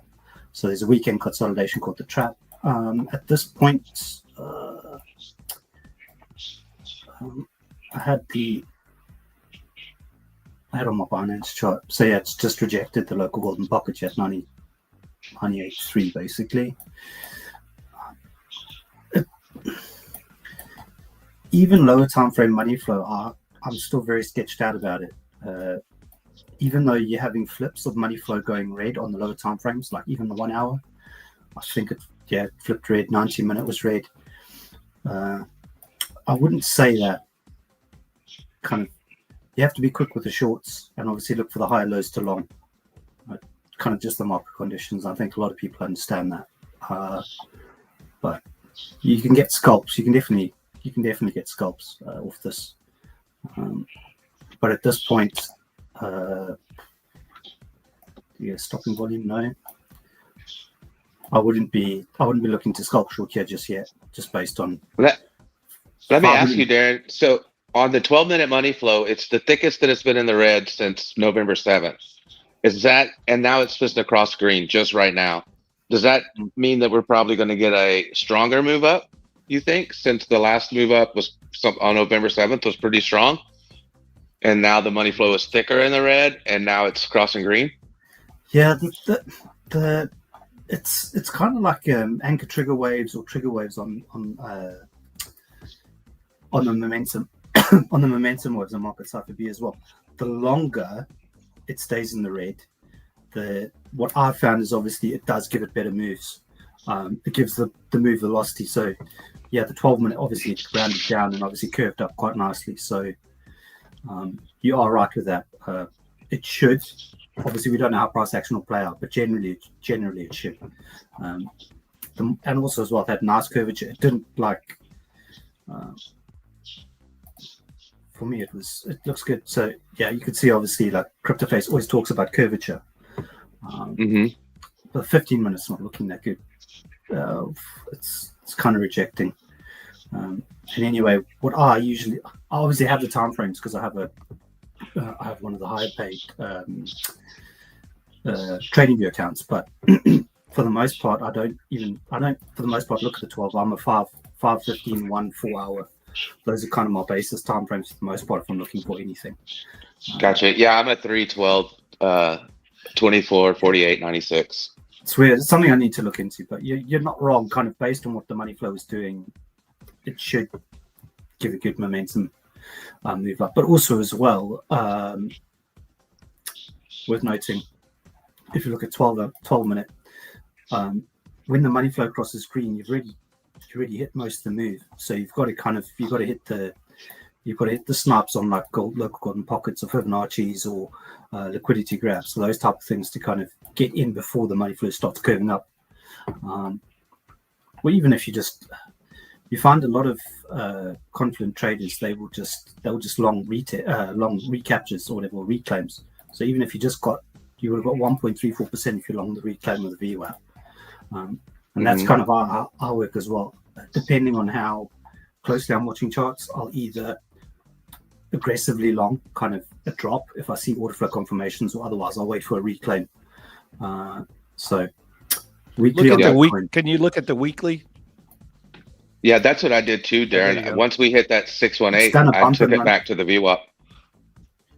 I think I mentioned it last week. It did a bump and run. It's barely any wick on the weekly candle. The current weekly candle did the last week as well. So very strong movement. Now, isn't the second candle supposed to be bigger than the first candle to mean a strong continuation? Is that something that I've heard? Let me just go on to this one. Sorry. Just trying to go into a chart that's not got anything on it, so I know it is with spider lines. I think percentage-wise, let me just hide everything. Hide all. So the 3 pump candles, we've had a 17% week, we've had an 11% week, and we've had 9% week. So obviously you can see that the momentum's dying out a bit. If it was still kind of had follow through, If it's still at follow through, then obviously you would find the percentage numbers on the weekly candles will get bigger and slowly dropping off at this point. And also as well, they were probably the drawings. Yeah, they're basically all vector candles as well. So obviously it's big money move. But yeah, that's kind of the weekly looks good. Yeah, the second candle was ignited the kind of just based on structure of the candle. Like I said, literally hardly any wick back, opened and ran. Same with this current week, just weekly open and run. So looks good. Awesome. Yeah. Don't know if there's any other comments or anything else I need to look at. But you guys throw something in the chat if you want regarding Bitcoin. If you want, I got something, Billy. Yeah, go ahead. DDT, if you could look at Caspa real quick. I'd appreciate that, sir. You guys know I'm big cap. Where's Retro Mike at? Where's Retro Mike? He took the day off, Billy. Did he? He's out for the day. All right, so we're going to talk about Caspa. Okay. I don't even know if I've updated this all that much. Just look at the perps contract. Actually, don't have much data. Yeah, there's not a bunch, but. Drawings. All right, Caspa, go into 0. Hey, so let's try to get Red. What's your? There's Retro Mike. There he is. Oh, hey. Oh, you're in trouble, Red. Nah. Now, man. Hey, Red. What's your timeline for a Coinbase listing on Caspa? Put out your magic crystal ball. They've been playing this honeymoon thing back and forth. I don't know, man. It could be next week or it could be tomorrow. Binance is the one I'm looking forward to. Binance sounds like they do want to list it. Kraken was the big one last week. Saw mediocre. I mean, it went up a couple cents and it went back down to 14. So Binance and Coinbase, I think that'll be the big listings ahead of the launch of the smart contracts and the 10 blocks per second. But DDT, I'm sorry. Did you bring up the chart? So Caspa's now on Kraken? Caspa's on Kraken. Yeah, you can buy Caspa on Kraken. Nice. Sorry, I thought I was sharing. But I was getting ready in the background anyway. So that's why I asked you, brother. Yeah. Value area moves. Coins are finding value. So obviously we had this range here. You could see it came down. It had this top range. We had the lower range, had the top range, came back into the lower range. Flipped it to support. And obviously this is just a daily. And I'm using a perps chart, so I'm not too sure it's going to have that much price history. But just on what I'm looking at on the chart that I had, looking good. Daily, what's the 90-minute doing? So we have those levels. 90-minute money flow is looking to cross. Was daily printing a green dot? Daily, yeah. So if you use the 116, so what? This is obviously what we call doorway to high prices, but obviously that value area low now is obviously the key. It's literally done a rotation in this volume profile. It's rejecting it now. So if we just flip to 4 hour, yeah, she wants it. She's looking for higher. Man, she knocked on that door a couple times. Yeah, it's knocking on that door of 15.2 cents, 15.4 cents. It's obviously, banging on again, but money flow up, VWAP up, momentum up, stochastics and RSI up, basic strategy market cipher to the T yet again on another coin. It's just like replaying basically over a few coins now. So it's kind of the easiest way to use market cipher and read it. So, or market cipher B, sorry. So it's looking good. And what are the other lower time frames doing? Who was asking? Sorry, we're looking for specific levels for kind of support to kind of to flip. Yeah, so this is my hodl bag. I don't leverage trade CAS, but it's good to have to figure out when to DCA. I mean, I've come up with the best price action on Saturdays, but looking at your chart, I mean, it could be next Saturday, it could be next Friday. I don't know. Wait for another DCA. Yeah, for another DCA. Yeah. If you're going to DCA, yeah, it's front run or tapped it to a T. Tap the local order pocket there.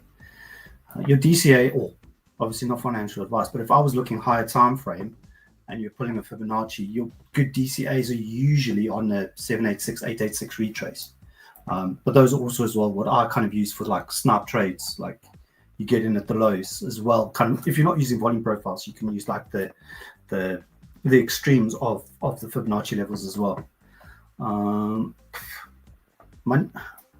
Money flow is not saying to me it's going to come down much lower than what it did now. 1 hour. Well, it's basically stuck between, it's rejecting this 15.429. If it's going to come down anywhere,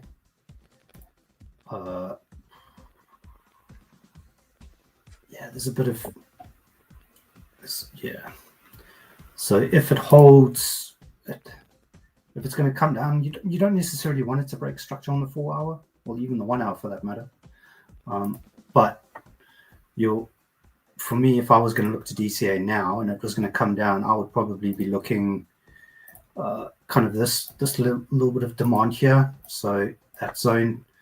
So obviously it's flipped out of this profile. It butted heads there. It came back to this value area high. Now it's gone back up, gone in. And obviously, if it's going to come down, the lowest it should come down to is this 12.5 cents. But I think to put in a higher time frame, higher low, it's going to want to front run that. The issue is though, it breaks 14.359. It breaks a bit bearish, so it could go lower. So as you can see, that's why lots of people here, they bought. It's just a strategy as well.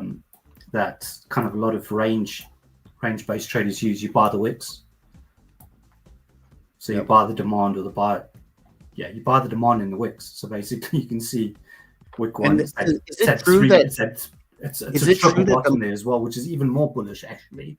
You got your two taps in too. The more it hits that level, though, the weaker it gets, right? Yeah. It's a triple tap now, which is even so. With one of the methods I use to kind of monitor price action, it's called 3 hits. So you get 3 hits to a high, 3 hits to a low. Stronger. So it will get weaker, and that's the thing. It will obviously the demand will break down. So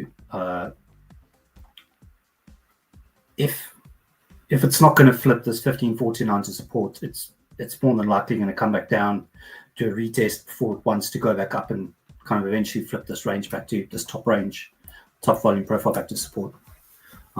But your entries basically, if I was going to be looking to DC, I would be between 13.5 and say 12.5 to 13.5 cents would probably be the kind of zone I would be looking at. 30 minutes. The whales are playing around. What are they doing? That yellow X is whale sell, right?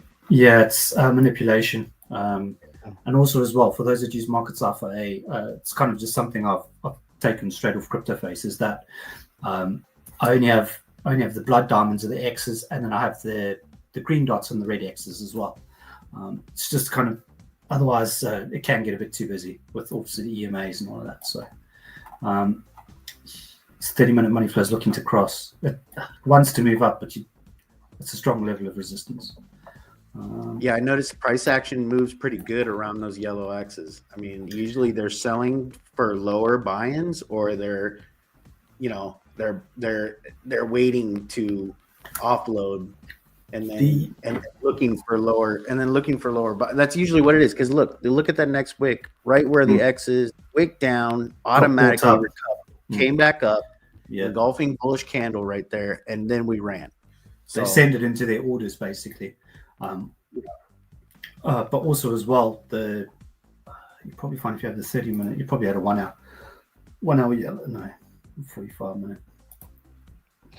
And Darren, just for the community, clarify that like a yellow X doesn't mean downside pressure. It means like manipulation, right? So it could It means be, a strong candle. So yeah, yeah. X is, from what I understand of in market cipher A, it's when it's a strong close below all the EMAs on the on market cipher A. Obviously, I don't have all the EMAs on, but it's just, so basically it was above or in between some of the EMAs, and it had a strong close. I don't know if it measures volume though as well, but yeah. Is that a FF?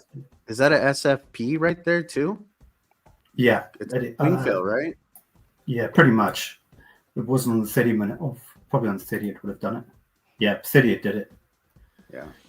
Swing failed that wick. So technically, because it's done that as well, now that you bring that up, your target for your technical target of the SFP will now be the high that the previous swing high that it put in. So if it's going to continue up, it's going to hit it should hit 16.5 cents.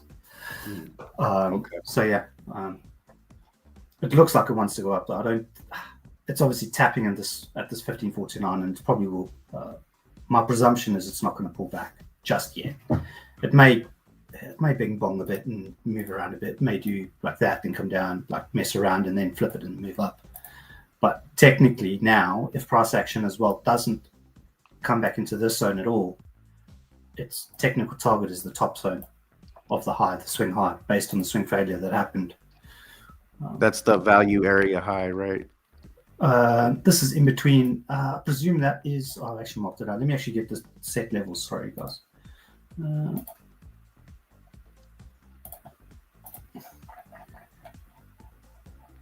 Let's just flip up to high time frame just to get that recording profile.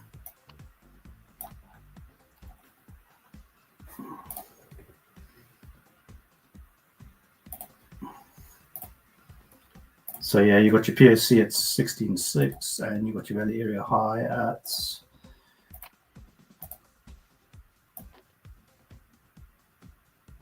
around about 18.2 cents. And also as well, the front ran the value area high here within these candles. So price action wise, and also kind of volume profile wise, if it flips this to support, its next run should be in another attempt. Obviously, it'll break the high, and then obviously, or break this local high in the POC, and then definitely make an attempt on that 18.2. Just kind of how the volume profiles work. Because the all-time high for Caspa is 20. I believe it's 20. I may not have all the. Oh yeah, but this is just the consolidation. But if we can break that 20-cent barrier, we're in price discovery. So. So let's put gold. So yeah, 20.7. Yeah. If you, let me just move up to the weekly.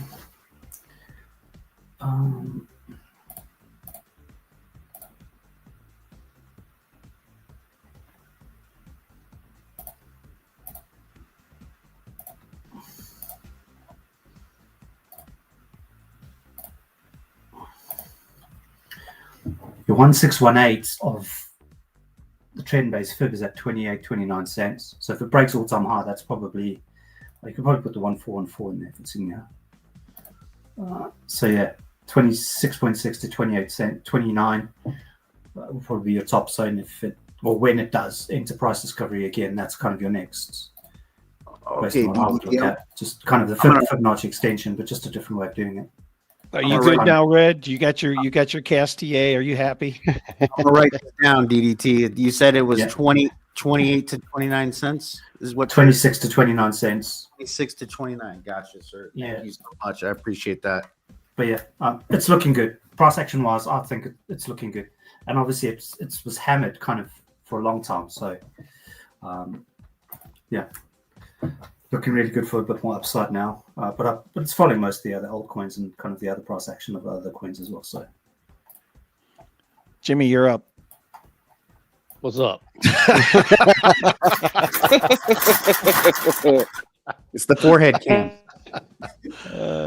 Joe, good to see you, brother. Trade intuitions in the house. Good to see you, man. I hope you saw. I posted your little your segment there on my X account. That was great stuff, man. Appreciate you, brother.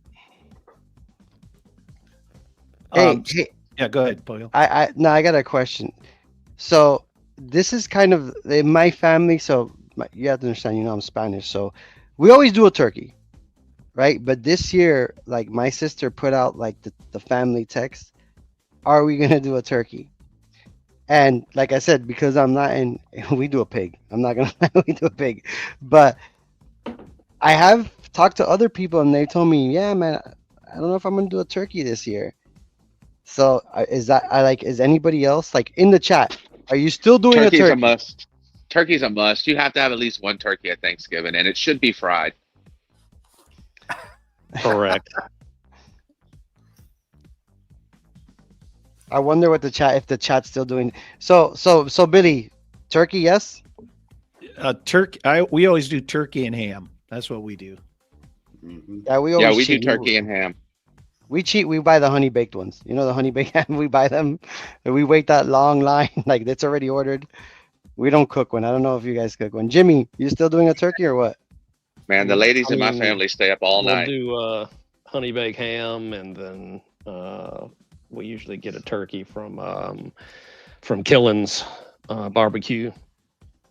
But the guys last do the time I turkey. did, You guys do the I don't do cranberry and- fried turkeys anymore, just because it started off as, well, if I'm going to do one, I'm going to do two, and then like the last year that I did them, I mean, we did like 20 something fried turkeys. I mean, literally the Jeez. Wednesday before Thanksgiving, we get up at 6 a.m. and start frying turkeys and just calling people when they were ready, and spent the whole day before just drinking and eating fried turkey and frying turkeys. So I have a honey baked ham story. So believe this or not, the founding family of honey baked ham I went to school with, the daughters and the granddaughters, they were in my class. So like literally every day I would get a honey baked ham put in my locker, a sandwich. Carrie Lynn, and she's out there, she's gonna say, what are you doing? But Carrie Lynn was a classmate, and her mom and dad owned honey baked ham, and it was their grandfather that started honey baked ham. And so all of us in the community, we would work for them. They had stores everywhere. As you know, they're an international chain, but around our local area, we'd go at Christmas and Easter, and all of us students, basically, they needed a lot of help. The holidays, they get slammed, as we all know. So we'd go and help them out. Of course, when you go in there, even as a student, as a kid, to work for them, you have to sign an agreement, because you're looking at all of the proprietary setup that's theirs, handed down for generations. But I ate so much honey baked ham in my lifetime, man. It was just like the best ham in the world. And Carrie Lynn, the family's the Kerrs family, and they're the ones that own honey baked ham. And they just happened in my little small podunk farming town. They happened to move out there on purpose so that their kids could just grow up what I'd call around normal folk and normal people, mostly in farming community. And as soon as they graduated, they all booked to Bloomfield Hills, Michigan, man. And I came back from the Army, and I was close to the family, so they picked me up in their private plane from Cleveland Hopkins Airport and flew me up to their house in Bloomfield Hills. It was the first house that I got lost in. I literally went upstairs. There's so many stairways up going up. I couldn't figure out how to get back down. I was like, this is crazy, man. But I love honey baked ham, and we used to get it all the time. Yeah, the Little best honey part, baked ham. man, is after Thanksgiving, we get the bone in spiral cut, and then after Thanksgiving, we make white beans with that ham hock. That's some good stuff right That's there. some good stuff, man. That is. My mom loves ham and beans. I'm a sausage and my beans kind of guy. I used to get mad as a kid when she did the ham and beans, but I like it now.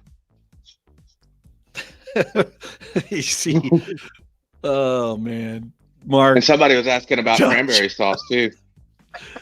Oh man. You know what's funny? Like you think about cultures, babe. Like so like I said, I'm Puerto Rican. So every Thanksgiving, there's two things you're gonna get. One is rice and chickpeas. That's the English translation. right? Like that's the thing. That's the thing, right? And the way that we cook it is we cook it.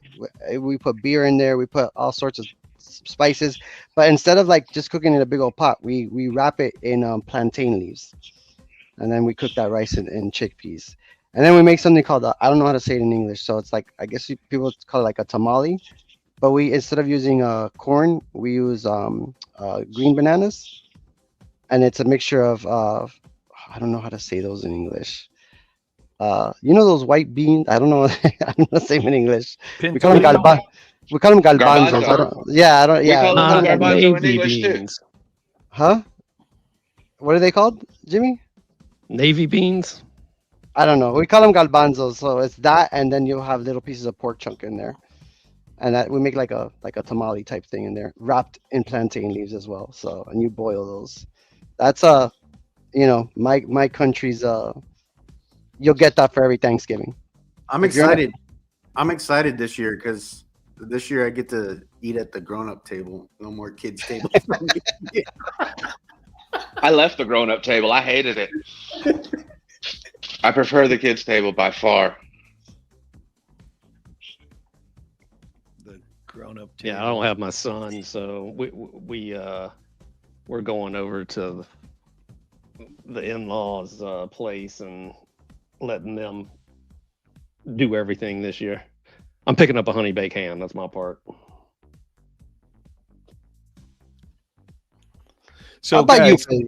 I want to hear from, but like Billy, I like in my head, I picture like a big, like a 20-foot table, with Billy, and like the whole family there. Tell us, I want to know what a crypto Billy Thanksgiving looks like.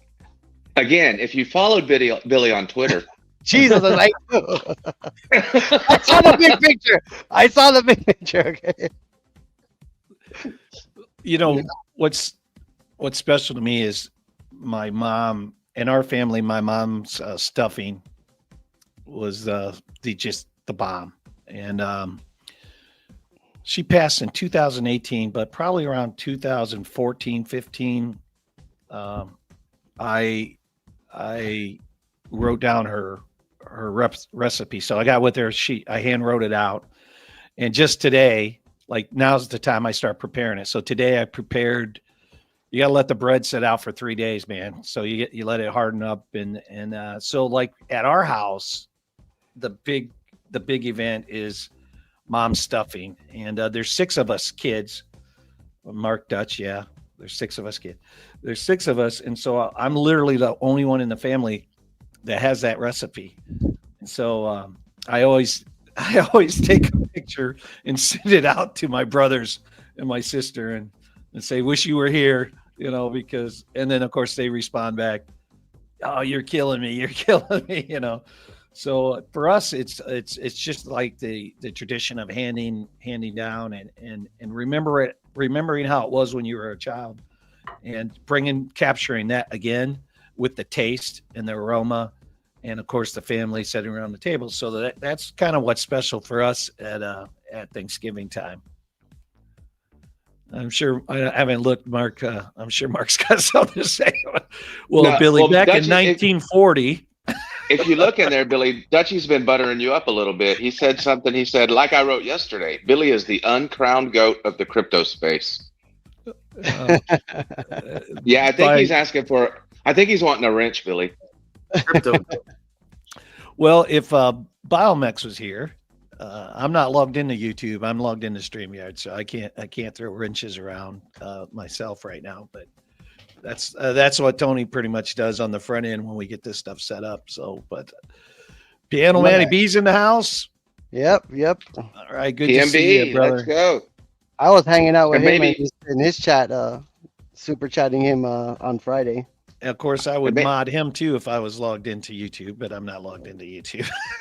Oh, he's already modded. He's got his wrench. Okay, good. I didn't see it yet. Yeah, that's good. And maybe Duke is listening to him. Hi, Duke. Oh man, I love that. There's nothing more special than that when I log in and see Duke come in and play and to watch his progress, right? So from just a year ago, right?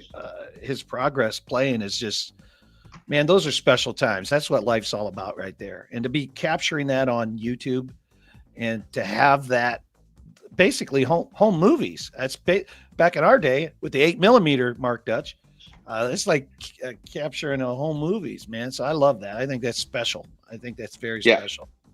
My favorite is when he comes out and he's like, "Oh, I'm so sick," and Maddie's like, "Well, okay, well, let's just get through this, and we'll go to school after." And he's like, "Okay," and he sings so beautifully, even if he's sick or if he thinks he's sick. It's so awesome to watch that dynamic. It is, man. It's special. It's special, and kids grow up fast. I mean, like the special times for me were teaching my son how to throw a 2-seam. How to throw a 3-seam, teaching my son how to hunt, sitting up in the blind with him for hours, going duck hunting. He killed his first time I took him duck hunting. All of a sudden a storm blew up. We're in this blind and the storm passed, and out of nowhere, a white-eyed black sea duck came, which we don't get. At the time I was in Ohio. And we just never get those. They're like on the coast, and the storm must have blew them in. And that was his first kill, and it was so special. And we had that duck in our freezer for like 15 years, man. I kept saying, "I'm going to get it mounted. I'm going to get it mounted." And we never did that, but we did take some pictures of it, and so we can always get it recreated if we wanted to. But stuff like that, that's what life's made of, right there. That's what it's all about. Yeah, Hero, man. Hero, good to see you, Turd Farmer. Good to see you. Yeah, We get a lot of people in here. We appreciate you guys supporting Turd us. Farmer. yeah. TRD Farmer, man. Yeah, he knows what I'm talking about. I think you're the first one that said that, Dave. It might You're the be. first one that told me that. Like way back. Like, what's TRD? And you're like, Billy. TRD is one of our fellow Canadians, man. Yeah, we get a lot of Canadians with Alex O's group, that's for sure. So let's do this. And with Maddie B's group too. And Maddie's Bees, yeah, we got such good people. Some of these creators, you get to know them and you realize they're like-minded people. And I always say, find your people, FYP. And Maddie B, Alex O, definitely FYP, man. Good salt of their people. Let's do this, guys. Let's. When is Bitcoin going to hit 100K? Go around the room. Redman, start with you. So what we're looking for is a day. A day. Is it going to be November 31st? Is it going to be or 30th? Or is it going to be December 15th? Or is it going to be in 2 hours? What's your thoughts? Well, I was bullish on seeing 100K during the stream, Billy, but I'm going to get let down on that one. But hey, I am bullish. I don't think we really start slowing down till 110, 120, to be honest with you. Like, I think there's more upside before we get that 20, 30, 40% correction. But there's definitely, it's strong. The price action on BTC, I don't think I've seen it, over the last month. I don't think I've seen it this strong in a long time. So I would definitely second guess myself if I was shorting BTC. That's for sure. I don't know who's shorting it right now, but it's definitely not me, brother. Jimmy, go ahead. I'll pass it to you. What do you think, Jimmy? No, you know my answer. I know you're the prediction guy. I want to hear it. You're on record now, man. Let's hear it. December 20th. December 20th. December 20th. So there you go. Uncle Jimmy says December 20th, Bitcoin will be. So are you saying it's not going to hit 100K until December 20th? Or are you saying? You are correct, sir. Okay. Interesting. All right, go ahead, Poyo. No, I was just going to say Tacoberry. I agree with you, man. I'm Thanksgiving. I think Thanksgiving we get that 100K.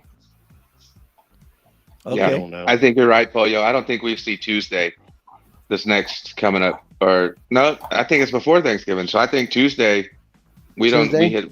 I don't think we make it through Tuesday before we see 100K.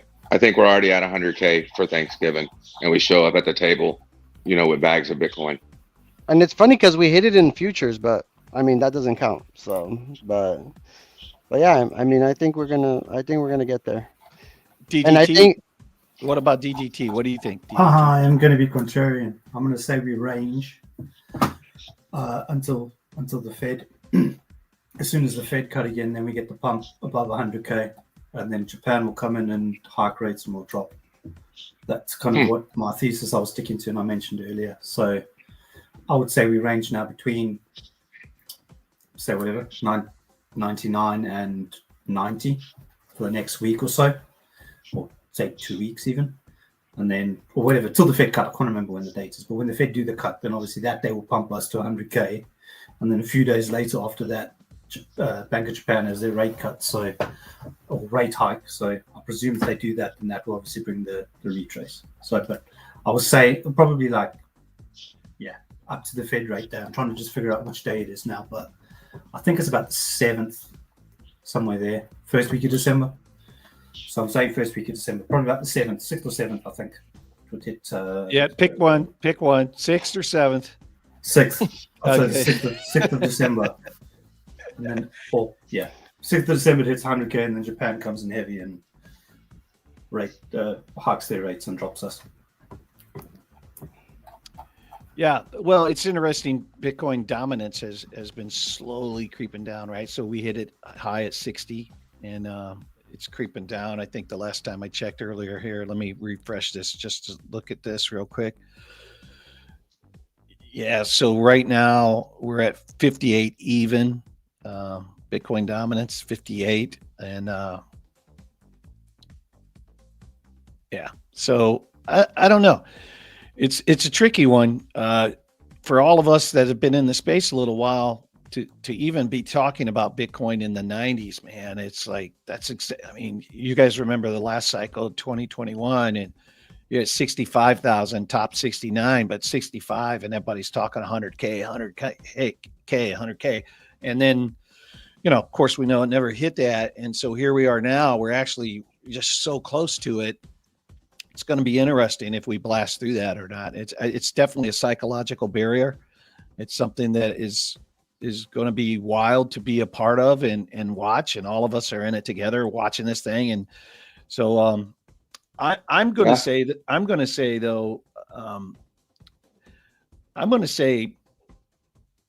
December 3rd is what I'm going to say. I think it's a little closer than what people think. I think all of this ETF buying, I think a lot of these announcements, and I do believe it's going to not to be like a moon boy, but I just, with the new administration coming in, the first administration that will be crypto friendly, I think it matters. So I think we will blast through 100K this time around. Not financial advice or anything like that. Just my own thesis, my own opinion about that. We'll see. Well, if Jimmy's thesis plays out and Darren's thesis plays out and we range and everybody keeps short in 99.5, 99.5, 99.5, and everybody just keeps doing that, we know it's going to happen. We know that once they start liquidating those shorts, then bam, Bitcoin gets another spike. Get that blast, yeah. And that's the thing as well. The shorts now are just fueling any move up, because what's happening now is you're getting spot volume catching up to the perpetuals volume. So just a general rule of thumb, you don't fade what spot is doing. So if spot volume is coming in and buying, you don't short. And obviously some degens don't realize that, but given that as a context, that'll be the context for it to kind of shoot through 100K, 102, 106, 108, 109,000, some kind of the levels that we've been looking at. So definitely that's that. Yeah, the more shorts that come in, the more fuel it is to go higher than 100K and actually kind of move quickly up above 100K. We haven't hit our 40 weeks yet, guys. Remember the cycle, 40 to 80 weeks after the halving.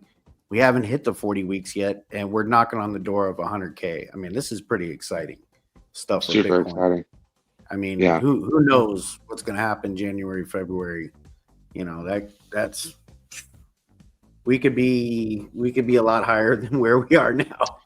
So Billy, one of the things that they were talking about is adding Bitcoin to like the Federal Reserve, right? Like that's going to be part of what is it? I can't remember. Do you know the name, Billy? Well, they're basically talking about to put in the treasury to instead of cash, right? Instead of bonds or instead of T notes, T bills, is to use the Bitcoin as their treasury reserve.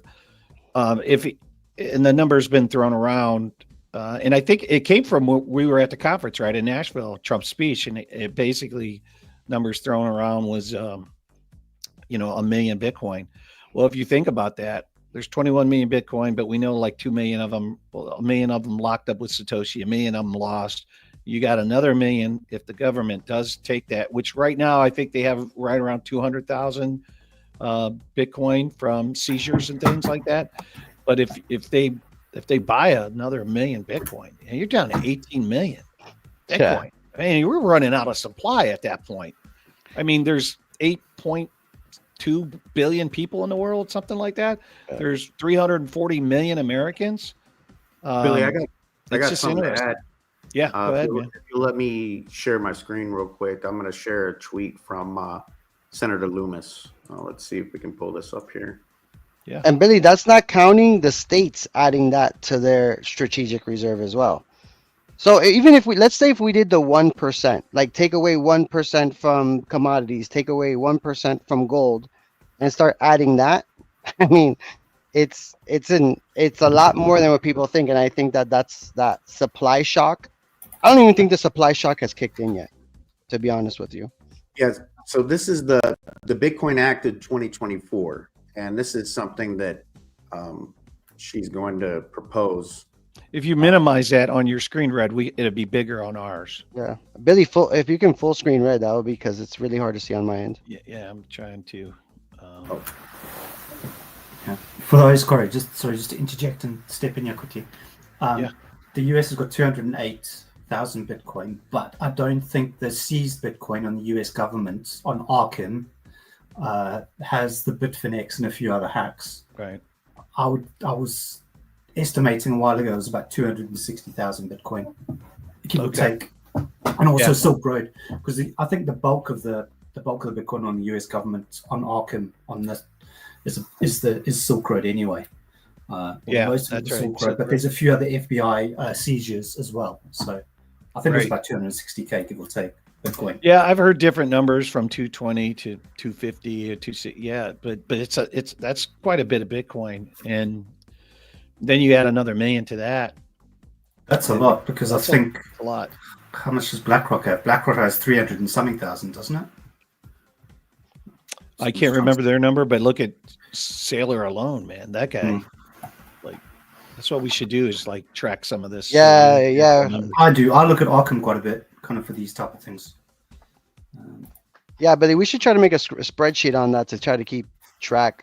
I think that'd be a good. Because also as well, one thing that was kind of the overhang was that if crypto-friendly kind of administration didn't come in, they were going to sell it. And that could have also been kind of the black swan, or kind of everyone's calling for like a dump event. If hypothetically a non-friendly crypto administration had come in, that was kind of the overhang. Kind of the US government had, after Germany, I think, had the most seized Bitcoin, and obviously UK's got seized Bitcoin, and China and a few other countries. But I think now with the rarity of it, I don't think that most countries now will offload. I think a lot of countries have learned from Germany's mistake, and they're kind of seeing they're going to follow the US's lead now with the strategic reserve. So, and we haven't even mentioned Salvador. Guys, I don't know, but how much does Salvador? Like Salvador has to have a good amount. He buys 1 Bitcoin a day. That's kind of what I've seen. I can sign into my Arkham. Just give me a few minutes. Yeah, it's El Salvador, I think they are buying 1 Bitcoin a day. So that's their DCA, which is pretty fire. They're not huge. I think they're like the size of a city, right? For the US. Not to mention they built a mining farm in a volcano. So they're mining and they're buying at the same time. So El Salvador is pretty big. They're using the heat from the volcano, right, to power the miners? That would be cool to even. I don't even know how that works, but I mean, that would be cool just to like. But they're using the steam or something to drive the turbines, or It's reusable energy. Yeah, it's abundant and it's not going away. So they'll always have electricity to mine. So volcanic. They have, yeah, they have 6.5 million people. So that's the size of a big city. Yeah. Yeah. Like Houston is what, 4.5? Houston Metro is 6. Yeah. Well, El Salvador has 6,000 Bitcoin. 6,000. Yeah, and in Arkham, it's literally showing that one DCA, and the DCA is Monday to Friday, so they're about 5 Bitcoin a week, basically. wow. Yeah, 6K Bitcoin. It's half. It sounds like Jimmy. What? I think Bitcoin. Jimmy buys a little more. DDT. How much Bitcoin does Germany have? Nothing. Zero. They sold it off, man. They sold it off. Yeah, I remember that. They sold it 60K or 50K, didn't they? Yeah. Red cracking himself up over there. Yeah. But this is the thing. It's rarity and scarcity now, and obviously most countries will now follow the US's lead in regard to setting up reserves. So it's looking a lot better for any nation state that holds Bitcoin, even if it's seized, that they would now hold on to it.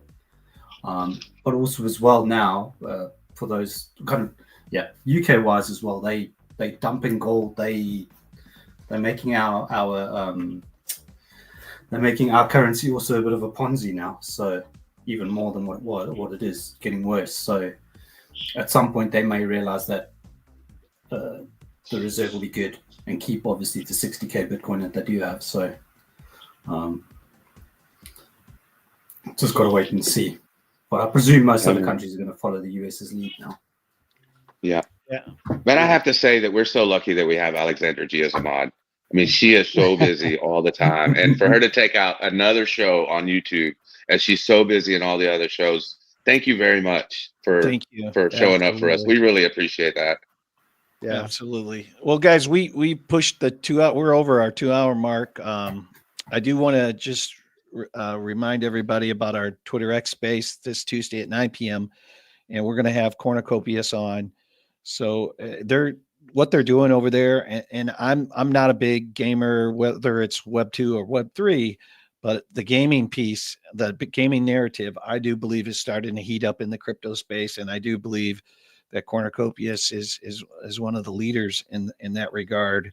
And so it's going to be pretty interesting space. If you're interested in any of that, come and see us at 9 p.m. on Twitter. And also just a reminder, you're going to hear us ramp up more and more chatter about our NFT book, which was our first 30 chapters on the Twitter X space. It's about you. It's about if you spoke on that stage, 170 speakers spoke, that you will be in the book. So, and it's fire. I've read this thing. I'm so proud of everybody for participating in this. It's the first basically crowdsourced, crowd funded, really, because it was all the you folks that participated. So we appreciate that. And with that said, man, what else? We want to go around the horn. Let's go around the horn if we want to, and kind of start closing her down. Redman, you got anything? Yeah. So the first bull run that I was involved in, Ethereum did not have the upgrade yet, so gas was very expensive. So this bull run, you actually have a choice. You don't have to trade with ETH, right? You can use an L2 and your gas fees are much cheaper. L2s help ETH scale. So it's easier to drop dApps on the Ethereum blockchain through an L2. And even L3 is the cheapest, but L2 is the way to go. It's most widely used. So I just want to let you guys know you can avoid gas fees by using Base. And I had a whole thing ready to go, but it's okay. We can wait till next week, since we're trying to wrap up here. But Hey, you guys, it's been fun. Thank you for coming out. And everybody in the chat is awesome, as always. Big shout out to a lot of you. I can name all of you, but we're going to be here for another 2-3 minutes. So go ahead, Jimmy. I'll pass it on to you, brother. Yeah, I think it's going to be a boring week. I think it's sideways, maybe down some. Was glad to see the gaming sector make a good move. That really woke my portfolio up. But I'm still holding strong. I think it's going to be December before we break 100 grand. I think it's going to be mid-December. Yeah, man. Yeah, man. DDT, got anything? No, I'll be around. Obviously in Alex's Discord, sorry, and also Frankie's. So, and then obviously I'll be around in a few live streams during the week. Not obviously on the live streams, but yeah, I'm around. So, yeah, man, we appreciate you, man. We appreciate you. Thank you, everyone. Really, thank you, Darren. Dave Digital. Hey man, I just think this is feeling good. These streams are coming together. I love the vibe. I love the chat. I love everything that's coming together. It feels good. It feels good to be a part of this team. It's exciting. With that, happy Thanksgiving as we approach. Yeah, man. Well, for me, you know, I lost someone very close to me last week, and one of the things that I had thought about is, you know, luckily I was very fortunate because I hung out with this person 2 weeks before, so like, you know, we got to reminisce and stuff like that. But I mean, every day is a gift. So like, if there's someone you want to reach out to and say hi to, or just tell them how much you appreciate them, do it. Like, don't wait, because like I said, every day's a gift. So, you know, if you want to show love to someone, man, don't wait. Just throw it out there, because you never know. Every day's a new one. Yeah, man. All right, did we lose Billy? We put Red back up on blast. What do you got behind you there, Red? What you doing, Billy? There he is. Sorry, man. Hit the wrong button. Guys, just wanted to say thanks for everything. Yeah, we won't be on until after Thanksgiving as far as on YouTube. We'll be on Twitter X on Tuesday, of course, but we won't be on YouTube till after Thanksgiving. So, of course, we got to say happy Thanksgiving to everyone. Much love. We appreciate you guys, and thanks for joining Billy Goat Tales. Yeah, man. Luck, everybody. Givers game. Wasn't happy.